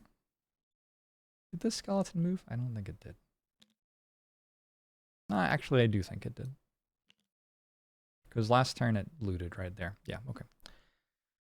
I have summoned a shambling skeleton. I get 1 experience for doing that. And then, the greatest trick the devil ever pulled. Designate any 2 allies. Oh, so I can't make myself teleport. Okay. I had been thinking I'd make myself teleport, but apparently that's not allowed. I will make this skeleton teleport and swap places with this banner spear. Yeah, the greatest trick the devil ever pulled. Translocation rod is used up for the mission, but you know what? I think that was pretty sweet. Also, these 5 loot pouches. Oh god. That's not what I intended to delete. Okay, so I did an oopsie. I was going to delete these loot pouches, and instead I deleted this character mat, which I guess it wasn't locked, so I was able to. Shouldn't be able to even delete it. Because of that, I did a little rewind time, and all of the initiative disappeared, and I don't know what round it is anymore. But we just moved and teleported you to here and summoned a skeleton. So the Bone Shaper just went, and I think it must be the Banner Spear's turn, and then it must be the Frozen Fist's turn, and that ends the round. Okay, so without the initiative tracker, we can still end this round okay. So first up, my Banner Spear is going to go. I'm going to use Deflecting Maneuver to attack this Frozen Fist here for 2 damage. Also, my player interface all disappeared. Will it work still? Okay, that's good. It's not with advantage, but it hits for +1 and the enemy's poisoned. 1, 2, 3, 4. Now have 24 out of 40 required damage dealt to that. And I'm going to summon Charles Reinforcement, which gives me 1 experience and creates basically a meat shield is what this thing does. Also, next turn I have to reclaim my cards, so I might just be unsummoning it immediately, honestly. That's my Banner Spear's turn, though, for better or worse. And now the Frozen Fist goes. He's a big boy. He's attacking, he's moving but doesn't need to, and then attacking for 13 damage and channeling ice. And the attack goes against my Drifter, I believe. Get the monster modifiers here. +2. All right, so that hits for 15. I'm going to lose a card so that I just, don't get 1 shot. Seems like a good idea. Let's lose Precision Aim. And Acrobat. Lose a card to negate suffering 5 or more damage. Done. However, I am stunned. So next round, I won't be doing anything at all with my Drifter. And that is the end of round 8. Hopefully the initiative tracker will fix itself when I hit end round here. I do want to short rest with my Banner Spear, but I've noticed that I have 5 cards here. Oh, and there's 1 card here too. Okay, so the mission's going to be over so soon, though. I think I just leave Charles Reinforcement out instead of... If I discard the card, I can get into my next hand, but we'll just leave it out. Regroup. That doesn't seem super important here. This is kind of fun. I didn't realize this. At the start of the round, stunned characters must select 2 cards to play or declare a long rest. Long resting still occurs normally for stunned characters. So if I wanted, I could actually just take a long rest with my Drifter. I mean, it doesn't really achieve much other than losing me a card, though, I don't think. Another thing I've noticed, I feel like this has happened before, too.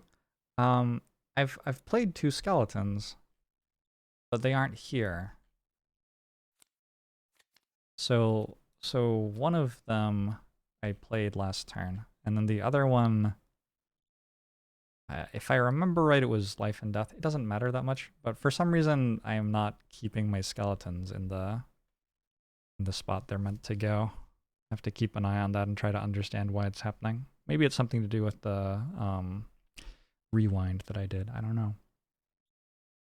Technical issues aside, I believe I've worked out round 9, and when I press start round, hopefully... Nope, the initiative tracker is completely broken. Wait. Oh, you can click it and it goes away. Oh, maybe I did that to me then. The Snow Dancer is moving at 79 initiative, but oh, did I didn't. Okay, I'm gonna have to do this manually. Because this time the deck was actually meant to be shuffled with these cards back in it. It's a bit of a mess. It's unfortunate. I think it's like this mission specifically has some trouble with this room on Tabletop Simulator. Okay, so I'm going to draw a card for Snow Dancer. Snow Dancer will be going at 14 initiative, and then I'm going to draw a card for Frozen Fist. Frozen Fist is going at 85 initiative. 85 initiative is the big attack and stun that it did last turn. 14 initiative is, ooh, a big AoE attack. That looks kind of nasty, to be honest. Well, hopefully it's okay. First up this turn is my Banner Spear, though, before Snow Dancer goes. And given that there's about to be a huge AoE attack, maybe my Banner Spear's move can be informed by that. Yeah, I think it can. I'm going to start with Combined Effort, which gives me 1 experience and deals 4 base damage. Oh! Oh, it's a big hit. There you go. This is the card that I added to the deck with a perk. This is the first time I've actually drawn it, and it's great here. So 4 base damage, and then that adds another 4. 8 damage. 1, 2, 3, 4, 5, 6, 7, 8. I have dealt 32 out of the required 40 to the Frozen Fist. And then I have a move for 4. And what I could do is I could move up here. And that way, the Snow Dancer will only hit my Banner Spear. It's still a little bit nasty, but it feels less awful than not doing that to me. So I think that's what I'll do. I feel so uncertain of this choice. If I stay here, well, if I like move here, and then I could also move my reinforcement back or over this way maybe. Then the Snow Dancer is going to prioritize my Bone Shaper, and it can hit these 3. That actually kind of seems fine. I can lose cards to that. Okay, so instead, I'm allowed to move my reinforcement because I could still make the attack with these 2. And then I'm going to move 4 over to the chest and open the chest. Priorities. Priorities, there's a chest there. You gotta get it. You gotta get it. What did I get this time? Gain Horn of Command, Blueprint 76. Okay. How do I do that? Did it already give it to me? Is it here somewhere, or do I have to go look for it? Looks like I have to go look for it. So, Horn of Command. Oh, is this it? No, that's the potion. Horn of Command will be in here, and I don't want you to have to see this. Oh, I see. We go unlock. Select an item to unlock Horn of Command. Oh, that was pretty cool. So we have unlocked Horn of Command. During one of your summon's turns, decide how it performs its abilities. You can see this one is a craftable item which needs metal hides, and I think that's rockroot as well. So this is the first item we have seen which has an herb as a component. You would think that would be good on my Bone Shaper, but my Bone Shaper has the teleport item. So I don't know who would use it in my party, unfortunately. But pretty cool that we found it all the same, I guess. For completionism's sake, I don't know, even if we never build it, at some point someone will show up in the party who wants it, I'm guessing. So the Snow Dancer is allowed to move, but doesn't have to in order to make their attack, so won't. And then we are making an attack which prioritizes the Bone Shaper, but we want to hit as many things as possible with this shape. And so we're going to center it on the Frozen Fist, actually. I'll make the first attack against the Bone Shaper, though. Bone Shaper has 3 health, so, I mean, +1. Yeah, that's enough to burn a card. Goodbye, one of Bone Shaper's cards. Let's lose Tord. Both of these enemies are immune to curses. Also, the mission's almost over, so adding curses to their decks doesn't do much. And the skeleton, I mean, I guess the skeleton could be okay. Honestly, maybe the skeleton was a big deal. I'm on 3 health, so I can even summon it. It's okay, though. We'll lose that. Next, it hits the Frozen Fist. +0. And again, it has an attack of 6, and this is an attack for -1. That hits for 5, +1 from the poison is 6. 1, 2, 3, 4, 5, 6. Frozen Fist's on 28. I need to deal 8 of that damage to it for it to be a successful mission. Oh, it can't be muddled. But I think all of my characters can, right? That was poison. And then we hit the Drifter. Poor Drifter is still stunned. And is now also getting killed. It's a crit! Oh, my poor Drifter. Well, that's exactly 10 damage, which is exactly my Drifter's full health. We will muddle it even though it's stunned. Like, the muddle will fall off before my Drifter gets to move. And it turns out that actually it might have been good to long rest because I'm having to lose one of these cards. Although, I might just lose 2 from discard here. Because I really like those cards next turn. Let's lose Deadly Shot and Unbreakable. A rare situation where I'm going to choose to lose 2 from discard instead of 1 from hand. Because next turn I'm playing the top half of Vile Assault, which is going to be 2 melee attacks against this enemy right in front of me. And then the bottom half of Violent Inheritance is another 3 damage attack. That's like a huge amount of damage. We're also burning 2 cards in the same turn, which is fine because the mission's almost over, right? So Deathwalker goes now. And I'm going to use the bottom half of Dark Fog to move a shadow 5 hexes. 1, 2, 3, 4. 4 hexes. Up to 5 hexes. And I'm going to use Fluid Night, which will channel Dark again, give me an experience, consume the shadow that I just moved. And I get to make an attack against the Frozen Fist as though I was on that tile, which happens to be within range of the Banner of Strength. I think this might be the first time Fluid Night has successfully attacked from within range of Banner of Strength. So that's 5 plus 1 from poison plus 1 from banner is 7 incoming damage. I have drawn a curse. That's the curse from buying the item from the road event. It's the first one I've drawn. I kind of had forgotten they were here, to be honest. I could turn this frost into something else, but the enemies aren't using it this turn anyway, so I guess it's not an issue. I guess it's just my turn. I did successfully remove a shadow. There's still 2 left. So as long as we don't go more than 2 more rounds. Well, actually, we can mark this for death as well. So if we kill it in the 3rd round, I will generate a new shadow. That all seems okay. We all know what the first thing that happens on the Bone Shaper's turn is. The Wraith moves. It attacks +1. 1, 2, 3, modifier, 4. 1, 2, 3, 4. Now done 36 out of the 40 required damage. The skeletons move as well. This comes here, this comes here. And then presumably my Bone Shaper has some sort of cards. I have grant one of your summons an attack for +1. I choose the Wraith. Oh. I got another curse.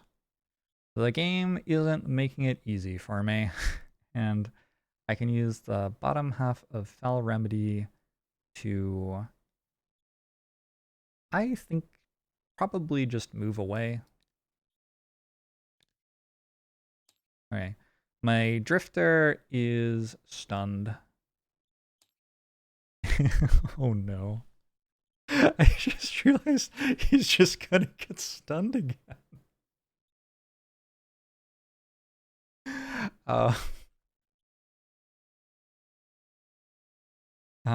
Stun is removed at the end of the figure's next turn. Oh no.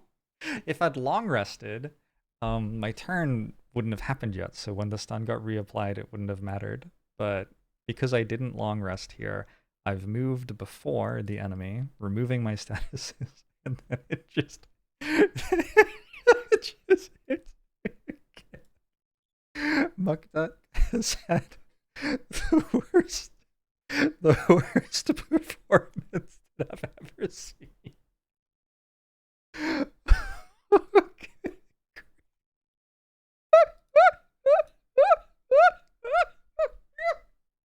Sorry. Sorry. Absolutely losing it. Oh, this poor drifter. I will lose violent inheritance. I am done with the idea of losing the cards from my discard. I don't have enough of them anymore.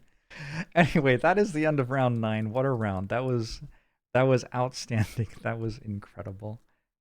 This muddle is done, and I have to work out how to deal. I need to deal another 4 damage to this, and then together with Snowdancer, we need to deal another 20. Kind of coming down to the wire here. I'm going to take a short rest with my Deathwalker to get some cards back. I only have 1 in hand. And losing Anger of the Dead is... that's fine. Not too big a deal. This time, I am going to try a long rest with my Drifter. We'll see how that goes. This is round 10, possibly the last round. I need to... let's see. Yeah, these are meant to reshuffle, so I'll have to do all of this manually again.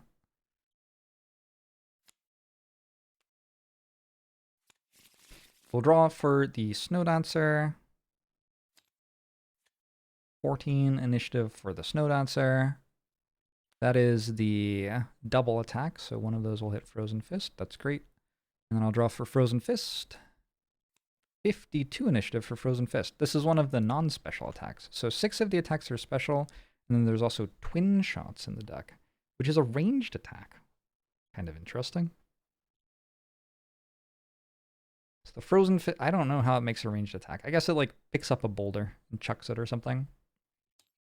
Anyway, first person to move this turn is Snowdancer. And Snowdancer is going to prioritize hitting Frozen Fist, and then the other attack will go against Drifter, I guess. These attacks are for a base of 7, and Frozen Fist is wounded. Or poisoned, rather. We'll take 7. 1, 2, 3, 4, 5, 6, 7. And then Drifter, also a base attack of 7. -1. 1, 2, 3, 4, 5, 6. Okay.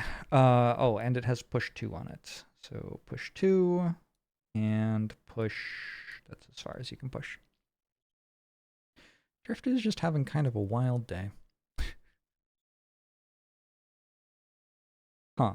Now the ranged attack is not going to be able to hit Snowdancer anymore, which, clever work from Snowdancer. That means I will have to, I guess, have it hit my Drifter again? I guess. I'm gonna chuck a javelin at this Frozen Fist. I'm sorry, that was not the right modifier deck. Alright, 3 + 1. I hit 3 because I was attacking for 3. And +1 for poison, so that's 5. I have dealt 41 damage to the Frozen Fist. It is now in a spot where I have dealt over half of its health, so if it dies, and I sure hope it will, I win the mission. My Deathwalker gets a turn, so this is the turn that crit missed last turn, but I short rested, and it seems like a good turn, so I'm just going to do it again. I'm going to move one of my shadows up to 5 hexes, then Fluid Knight will give me an experience and attack for 6 damage +0. 1, 2, 3, 4, 5, 6. That's 6 health. The first thing that happens in my Bone Shaper's turn is the Wraith moves.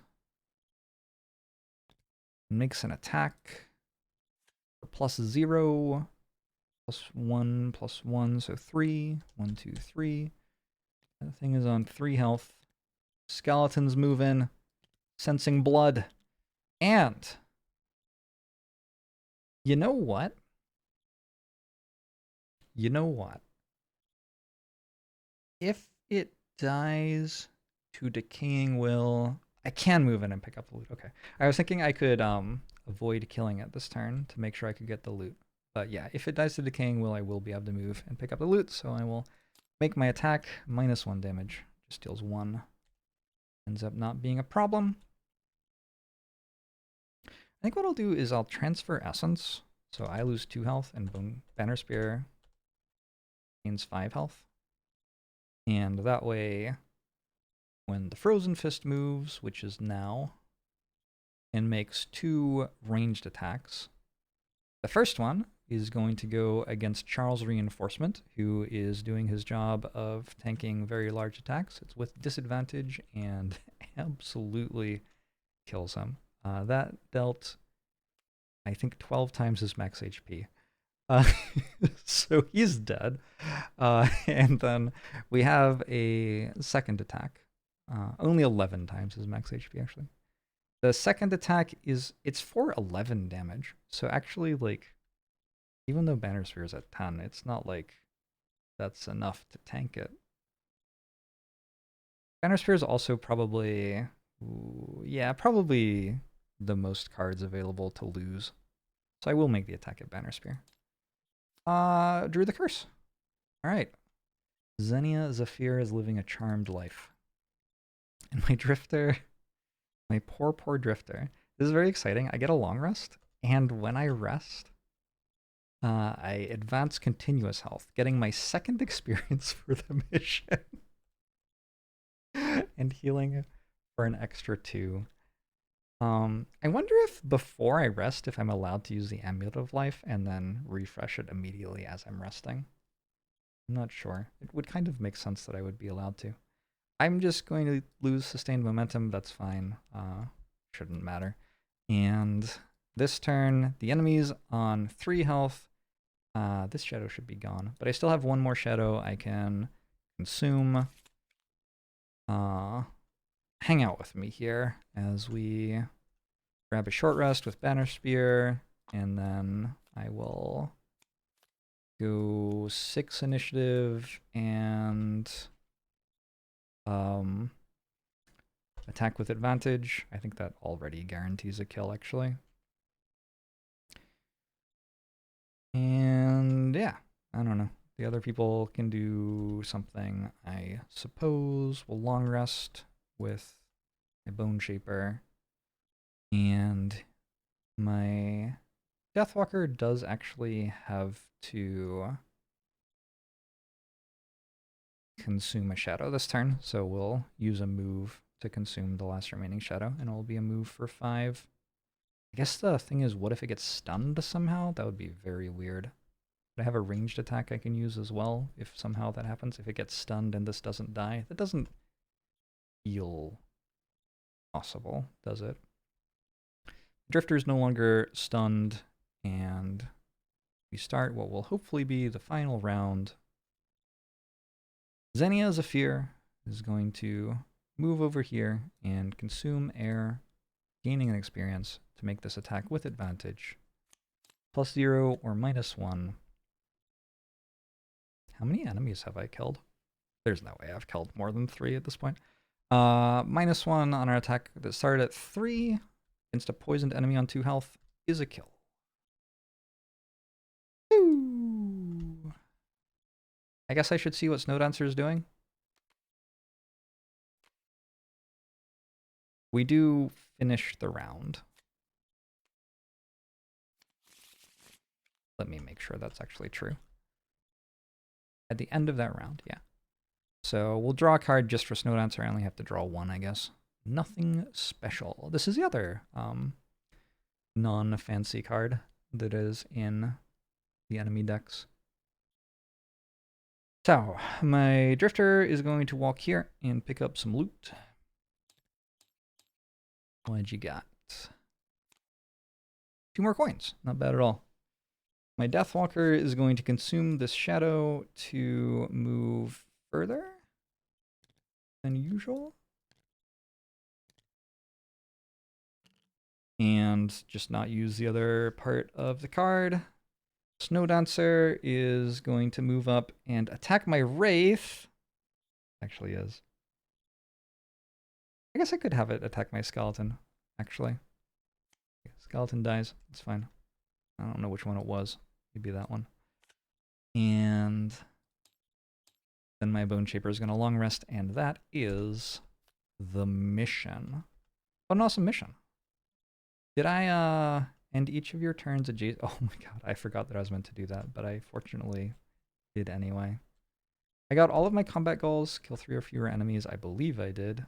If someone's watching the video and checks and finds out I'm wrong and lying, I don't know, you can write an angry comment or something. Yeah, go for it. But I am pretty sure I didn't kill more than 3 enemies there. That's the mission. All right. Let me do some post-mission bookkeeping, and then I'll read an outro for you. Just want to show off the loot real quick. It's kind of fun to see all the cards together. I did not realize, but only 2 of my characters actually looted anything. My Banner Spear and Deathwalker did absolutely none of that. It's only mission 3. And my Bone Shaper XCOM has already gotten 6 perk marks from battle goals. That means I have succeeded a 2-check battle goal every mission so far. I don't know how many of the battle goals are 2 checks. Actually, I don't know all of the battle goals. Like, sometimes I would go look that up and find out, but I still haven't seen them all, so it's more fun for me to leave some of the deck unknown. But yeah, that seems like it shouldn't happen that often. It does mean that I get, at the start of each scenario, you may play a level 1 card from your hand, perform a summon action of the card. So now, even on turn 1, the first thing that happens on my Bone Shaper's turn is that the Wraith moves. It's pretty cool. I'm sorry. I misspoke. I was mistaken.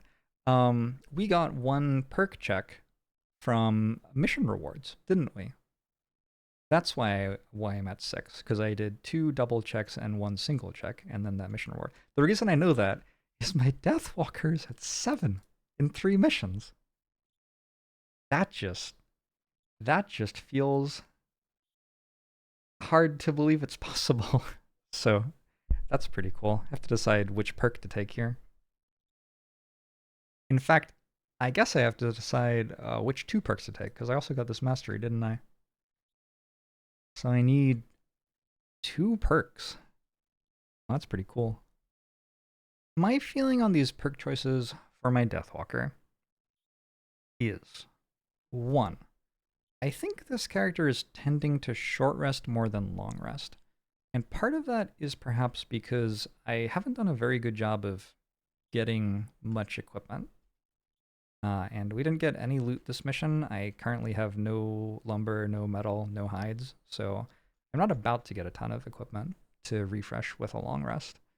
I also have other characters who can heal, so it just kind of feels like I'm short resting a lot. So I'm going to go for whenever you short rest, you may consume dark to perform muddle and curse at 2 ranges if you are occupying a hex with a shadow, which is a lot of text. Basically, it says whenever I short rest, I get to confuse and curse something that's near one of my shadows. I just said what the text was again. It only works if there's dark channeled, though. But I figured also, on top of me short resting a lot, I have my Bone Shaper in this party. So it feels like we're managing to have dark channeled most of the time. That's one of the perks chosen. I think for the other one, I'm just going to go ignore scenario effects. I'm pretty sure that that is just a decent option. So we'll try it. I now have a scenario outro to read. If Snow Dancer is dead, if the Frozen Fist is dead, read 22.1. The Ice Speaker Chief, his body immense and heavy, finally crashes into the ground. His frozen fists shatter like glass. For a moment, there is silence. That's the one who attacked our village, so this feels appropriate. I don't know. You have helped us reclaim what is rightfully ours, a voice says. It's the Snow Speaker Chief, her brow bleeding. Now you must tell me why you did it. Seeing no alternative, you opt for honesty. You say that you've come here in response to the Ice Speaker attack on Frosthaven, on a mission to secure the town's safety. You'd hoped that by helping the Snow Speakers, you'd be able to broker some sort of alliance, or at least a truce. You're not sure how sincere this all sounds, with so much blood covering your clothes, but you do your best to put on a straight face. We have no quarrel with the human town, the Snow Speaker Chief says. In return for your aid, for now, you will have no trouble from our tribe. Yet we cannot predict what the Ice Speakers will do. If you wish for safety, help us do away with these blasphemers once and for all. Before we came here, we spotted a group of Ice Speakers north of the Whitefire Wood. What they're doing there, we do not know, but they will launch a counterattack if we do not intervene. I charge you then, kill those who wish us harm, and we will see about this peace. Seeing peace within your grasp, you agree to the terms. Chief Lamprel, one of the Snow Speakers yells from the rest of the crowd. We do not need these soft, tiny creatures to defeat the Ice Speakers. Giryu is on our side. The chief wordlessly raises her chin. A menacing blue light grows around the tips of her fingers, and the grumbles stop. She considers you again, and comes to another decision. These warriors are here by the will of Giryu, and it would be foolish not to use their aid. But one of our champions will aid them in this fight, she says, as any good alliance requires both sides to be tested. We get to unlock a new class for the first time, and we also unlock a new scenario, Frozen Crypt. Okay. I wonder how I do that exactly. I know how to unlock a class. We go here, we click, and we unlock Snowflake, I guess. Cool. And I'll take away the solo interface. I don't need that anymore. New scenario, Frozen Crypt 5.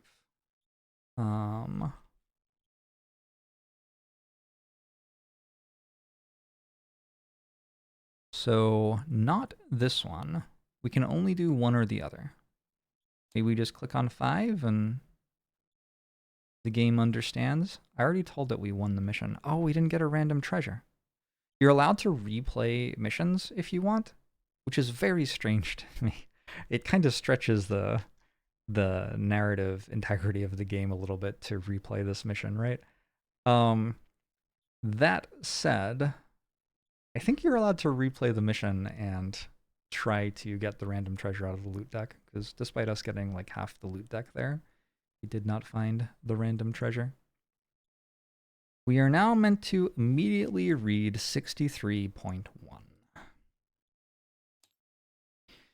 Finished with the Algox Mountain, you head back to Frosthaven to plan your next move. There you find Satha speaking with a downtrodden populace, still reeling from the latest attack they barely survived. A few new support beams here and there patch up some of the walls, and will be sure as snow in no time, you'll see, she says with a wink. No frost or fire in the world will keep us down for long. Your enthusiasm is met with minimal recognition as the residents continue to sift through the rubble. You grab the mare long enough to make a report on your time with the Algox. The Sea of Mercy, she snorts, slightly surprised. This internal struggle with the Algox explains a lot, but at least it sounds like you've made some strong progress toward getting at least one group to stop attacking us, so that's something. We've had some troubling developments of our own while you've been gone, the mayor continues. Some of the watchmen have reported lurkers, of all things, on the outskirts of the territory. I reckon since you made it safely back to town, you might go out and check on those damned crabs for me. Better to get a handle on them before they show up at our door.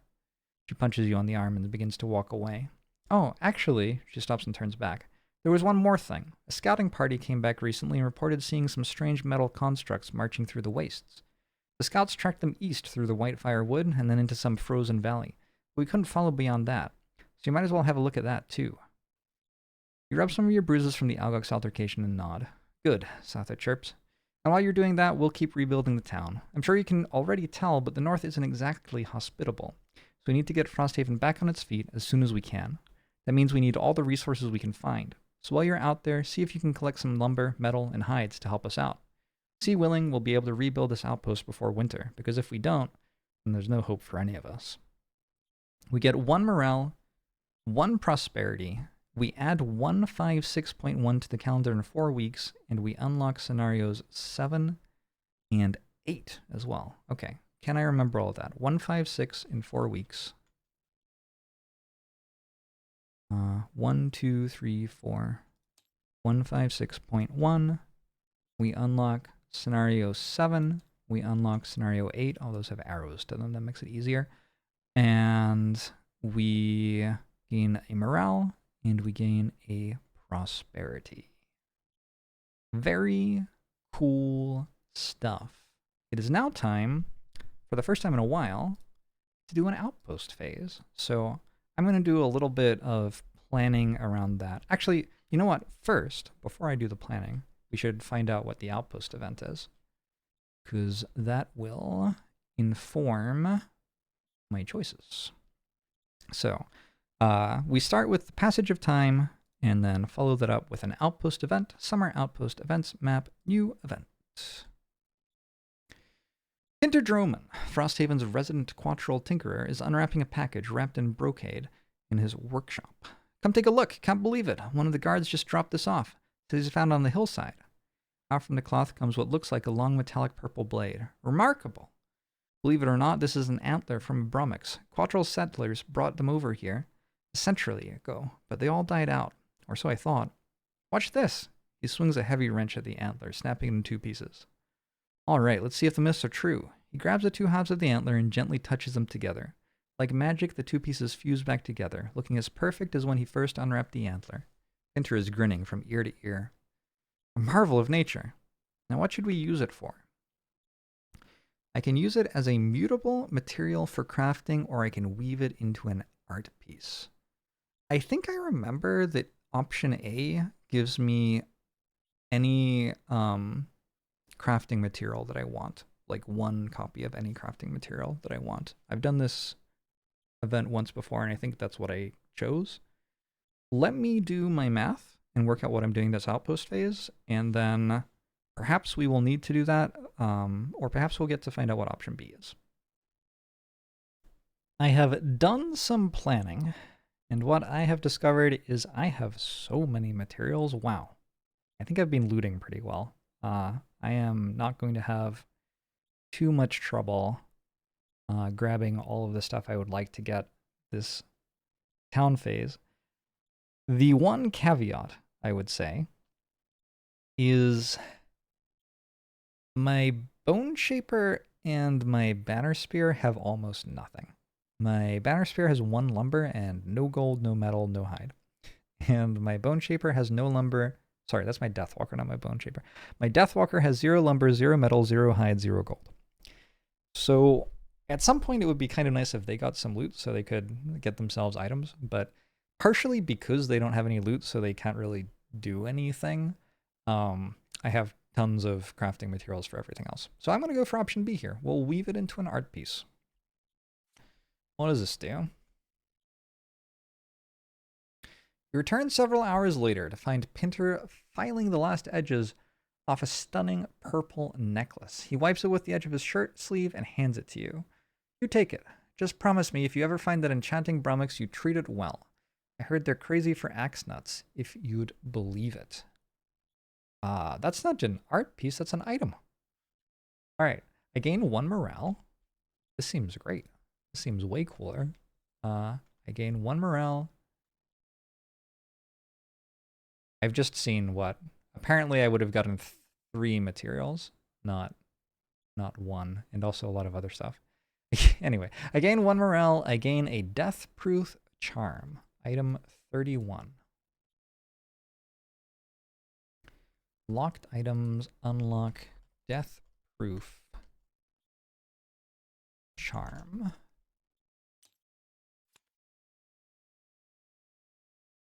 When you would suffer damage from any source, negate the damage. There are 2 of these. They require item 11 and item 106 to build. If I knew what those items were, maybe I would build them. I don't know. Anyway, we have a death-proof charm.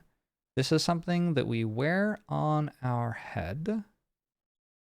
And So the sensible options are my Banner Spear or my Bone Shaper. My Banner Spear has that potion, Renewing Potion. This is an item that gets consumed when used, and this brings it back again. Also, my Banner Spear is kind of more of a tank role character. Cool. That seems like a really sweet item to have. I wonder how hard it is to work out what item 11 and 106 are. Do you just like have to look it up somewhere? Like, I know you can look at the back of every single item, but I don't even know if I have them, you know? Let's see. Would that be? That's 120. Yeah, I mean, this is just not a thing that that I'm going to do right now. So maybe at some point I will work out how to craft one of those to craft the other one. It seems like a very good item. But for now, we are just not going to know, and that's fine. Let's add a campaign sticker.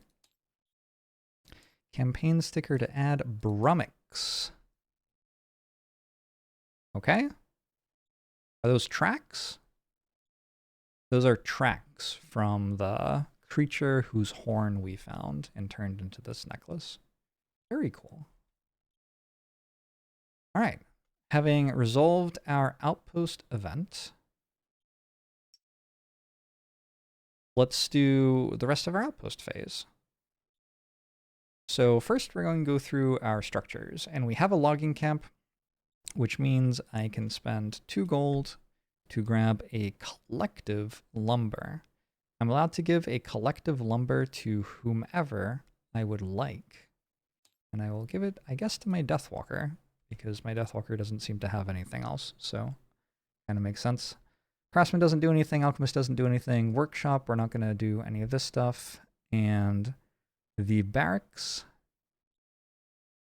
I've just realized I could build 2 structures, actually. It would cost me 2 morale, but like I could do it. I don't think I'm going to. The barracks lets me train a soldier. I'm going to train a soldier for 3 gold and 1 metal. And when we train a soldier, we go over here and we say, we have 1 soldier. I don't actually understand what soldiers do. If we get attacked, bad things will happen. I got attacked once and it seemed really bad, but I didn't have any soldiers. So I never worked out what they would have done if I had them. Maybe it would have been better. Honestly, it wasn't that bad anyway. So I've trained a soldier. I want to craft 2 potions. I have 3 rockroot, a snow thistle, and an arrow vine. So I would like to craft a rockroot plus... Oh, I already know what rockroot plus arrow vine is. It's renewing potion. Maybe I don't want another one of those. I mean, it would be good on my bone shaper, wouldn't it? Rockroot plus snow thistle? Surely there's a way to make that. This is snow thistle plus rockroot. Rockroot plus arrow vine. Here. Okay, this is the one I want to make. I have a healing potion. During your turn, perform heal self for 3. I have a feeling that this makes a lot of sense on my drifter, because my drifter has a bunch of ways to gain more healing. Like I get 2 more healing on my heals. So that makes the most sense to me. That seems good. That cost me a rockroot and an arrow vine. Was my arrow vine done? I don't know what arrow vine plus snow thistle is. I could do another rockroot plus snow thistle and get the ability to reclaim these. I think we do that. I think that's a pretty good potion for us. So I will grab the 2nd copy of Renewing Potion from up here in the shop and give that to my Bone Shaper. Ch1Ep5. And then that's the 2 potions crafted. And we have Craft Protective Scepter. We need to craft a Protective Scepter for Muckduck. So the Protective Scepter is here. It says, during your turn, grant an ally within 2 range 1 shield. I think having this makes it a lot more tenable to tank for a turn with somebody other than Mukduk, and that's something I'd like to be able to do. So we spend 1 of your lumber and 1 of your hides, and we grab for you a Protective Scepter. I also just like have all of Mukduk's hands free. We're starting to actually get some items now. Starting to feel like the characters are a bit more fleshed out. Speaking of which, another thing that we do in this phase is we level up. 45 is enough experience for level 2. So Achilles Tamir is now level 2. When you level up, one thing that happens is you get another perk. So I have to decide which perk I want again.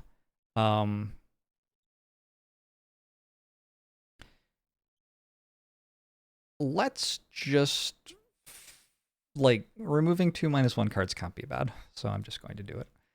That's what I have to say about that. 1/-1, 2/-1. All right, get rid of those. Also, my max HP is now 7 instead of 2, which is slightly more. Right click on the health bar and increase that to 7. And I get, this is probably the most fun part.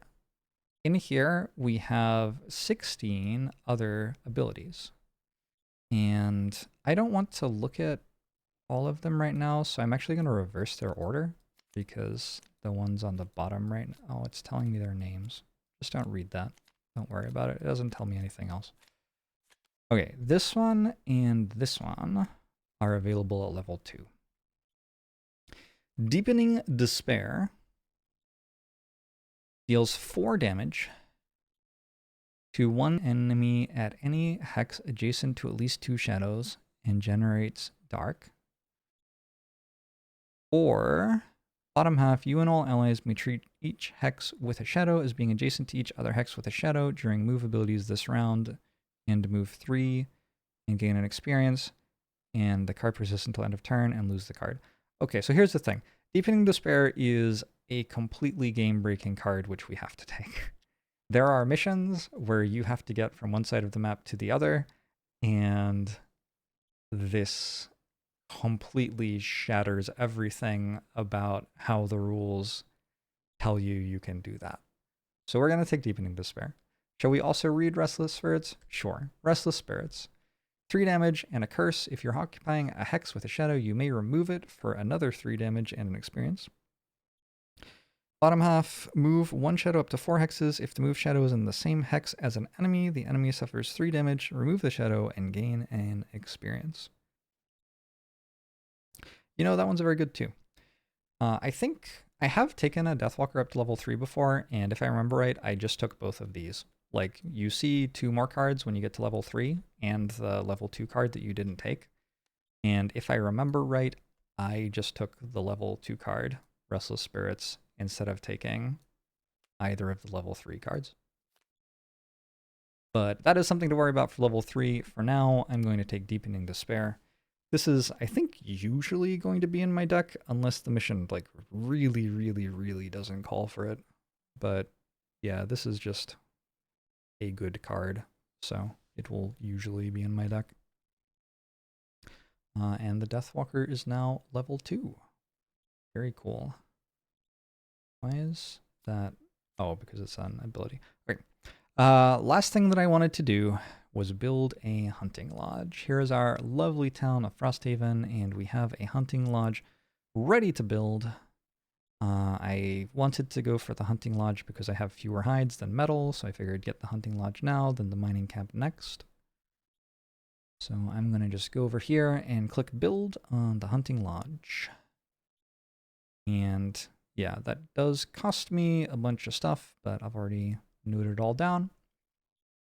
The hunting lodge will, much like the logging camp, it will let me buy a hide for 2 gold every week. And on top of that, I get 1 prosperity, and I read 172.3. So 1 prosperity, we're getting closer to prosperity 2, and 172.3 in the section book. Do I have to, like, click on that or something?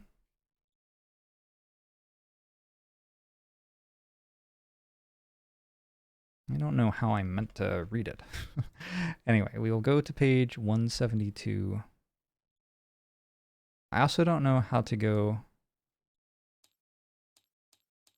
to page 172. Okay. I guess I will do this off camera, and then we'll eventually be there. With a fire roaring in the background, the finished hunting lodge is a perfect location to exchange tales of narrow escapes from polar bears, as well as provide hides for Frosthaven. You encounter all sorts of patrons whose rugged appearance often belie a certain gruff kindness. One of those patrons is a vermling trapper, who sits nearest the fire and away from the crowd, a square hat shadowing their eyes. Sitting beside their wares of lustrous, exotic furs, they are currently absorbed in constructing an intricate snare. When you ask them to explain their process, they warm up to you. Much of my time is spent not in action, but in observation. It's a matter of understanding the animals, their habits. If you're truly interested, perhaps I can show you sometime. You readily agree, happy for the company. I unlock another class. I'm going to hide all sections again. We unlock the Trapper. Okay, cool. So right now I am playing a Banner Spear, a Bone Shaper, a Deathwalker, and a Drifter. The other 2 starter classes are Blinkblade and Geminate. So I'll do Blinkblade and then Geminate when the first 2 characters retire, and then I will unlock the Snow Dancer and then the Trapper when the next 2 characters retire. That was our town phase. So we are ready to go to our next mission. I don't believe I noted that I did get the second Algox Guard kill. We're ready to go to our next mission. I need to mark the resources off from the character sheets, which I will do in between episodes here. And then next time, I think maybe... Oh, we should stamp Heart of Ice. Done. I think maybe we'll head to the edge of the world to check out these lurkers. We also unlocked mission 5, the Frozen Crypt here. That's some Algox stuff. And we unlocked mission 9, or 8, sorry, the Crystal Trench, which is some robots stuff, which I think the robotic bolt shooters would be there. So if I kill 2 Lurker Claw Crushers with Achilles Tamir in this next mission, and then I kill 2 robotic bolt shooters in the next mission, I could get a retirement on week 4. I don't know if that's good, but I could. Who knows? Who knows what happens when you open envelope 44? Not me.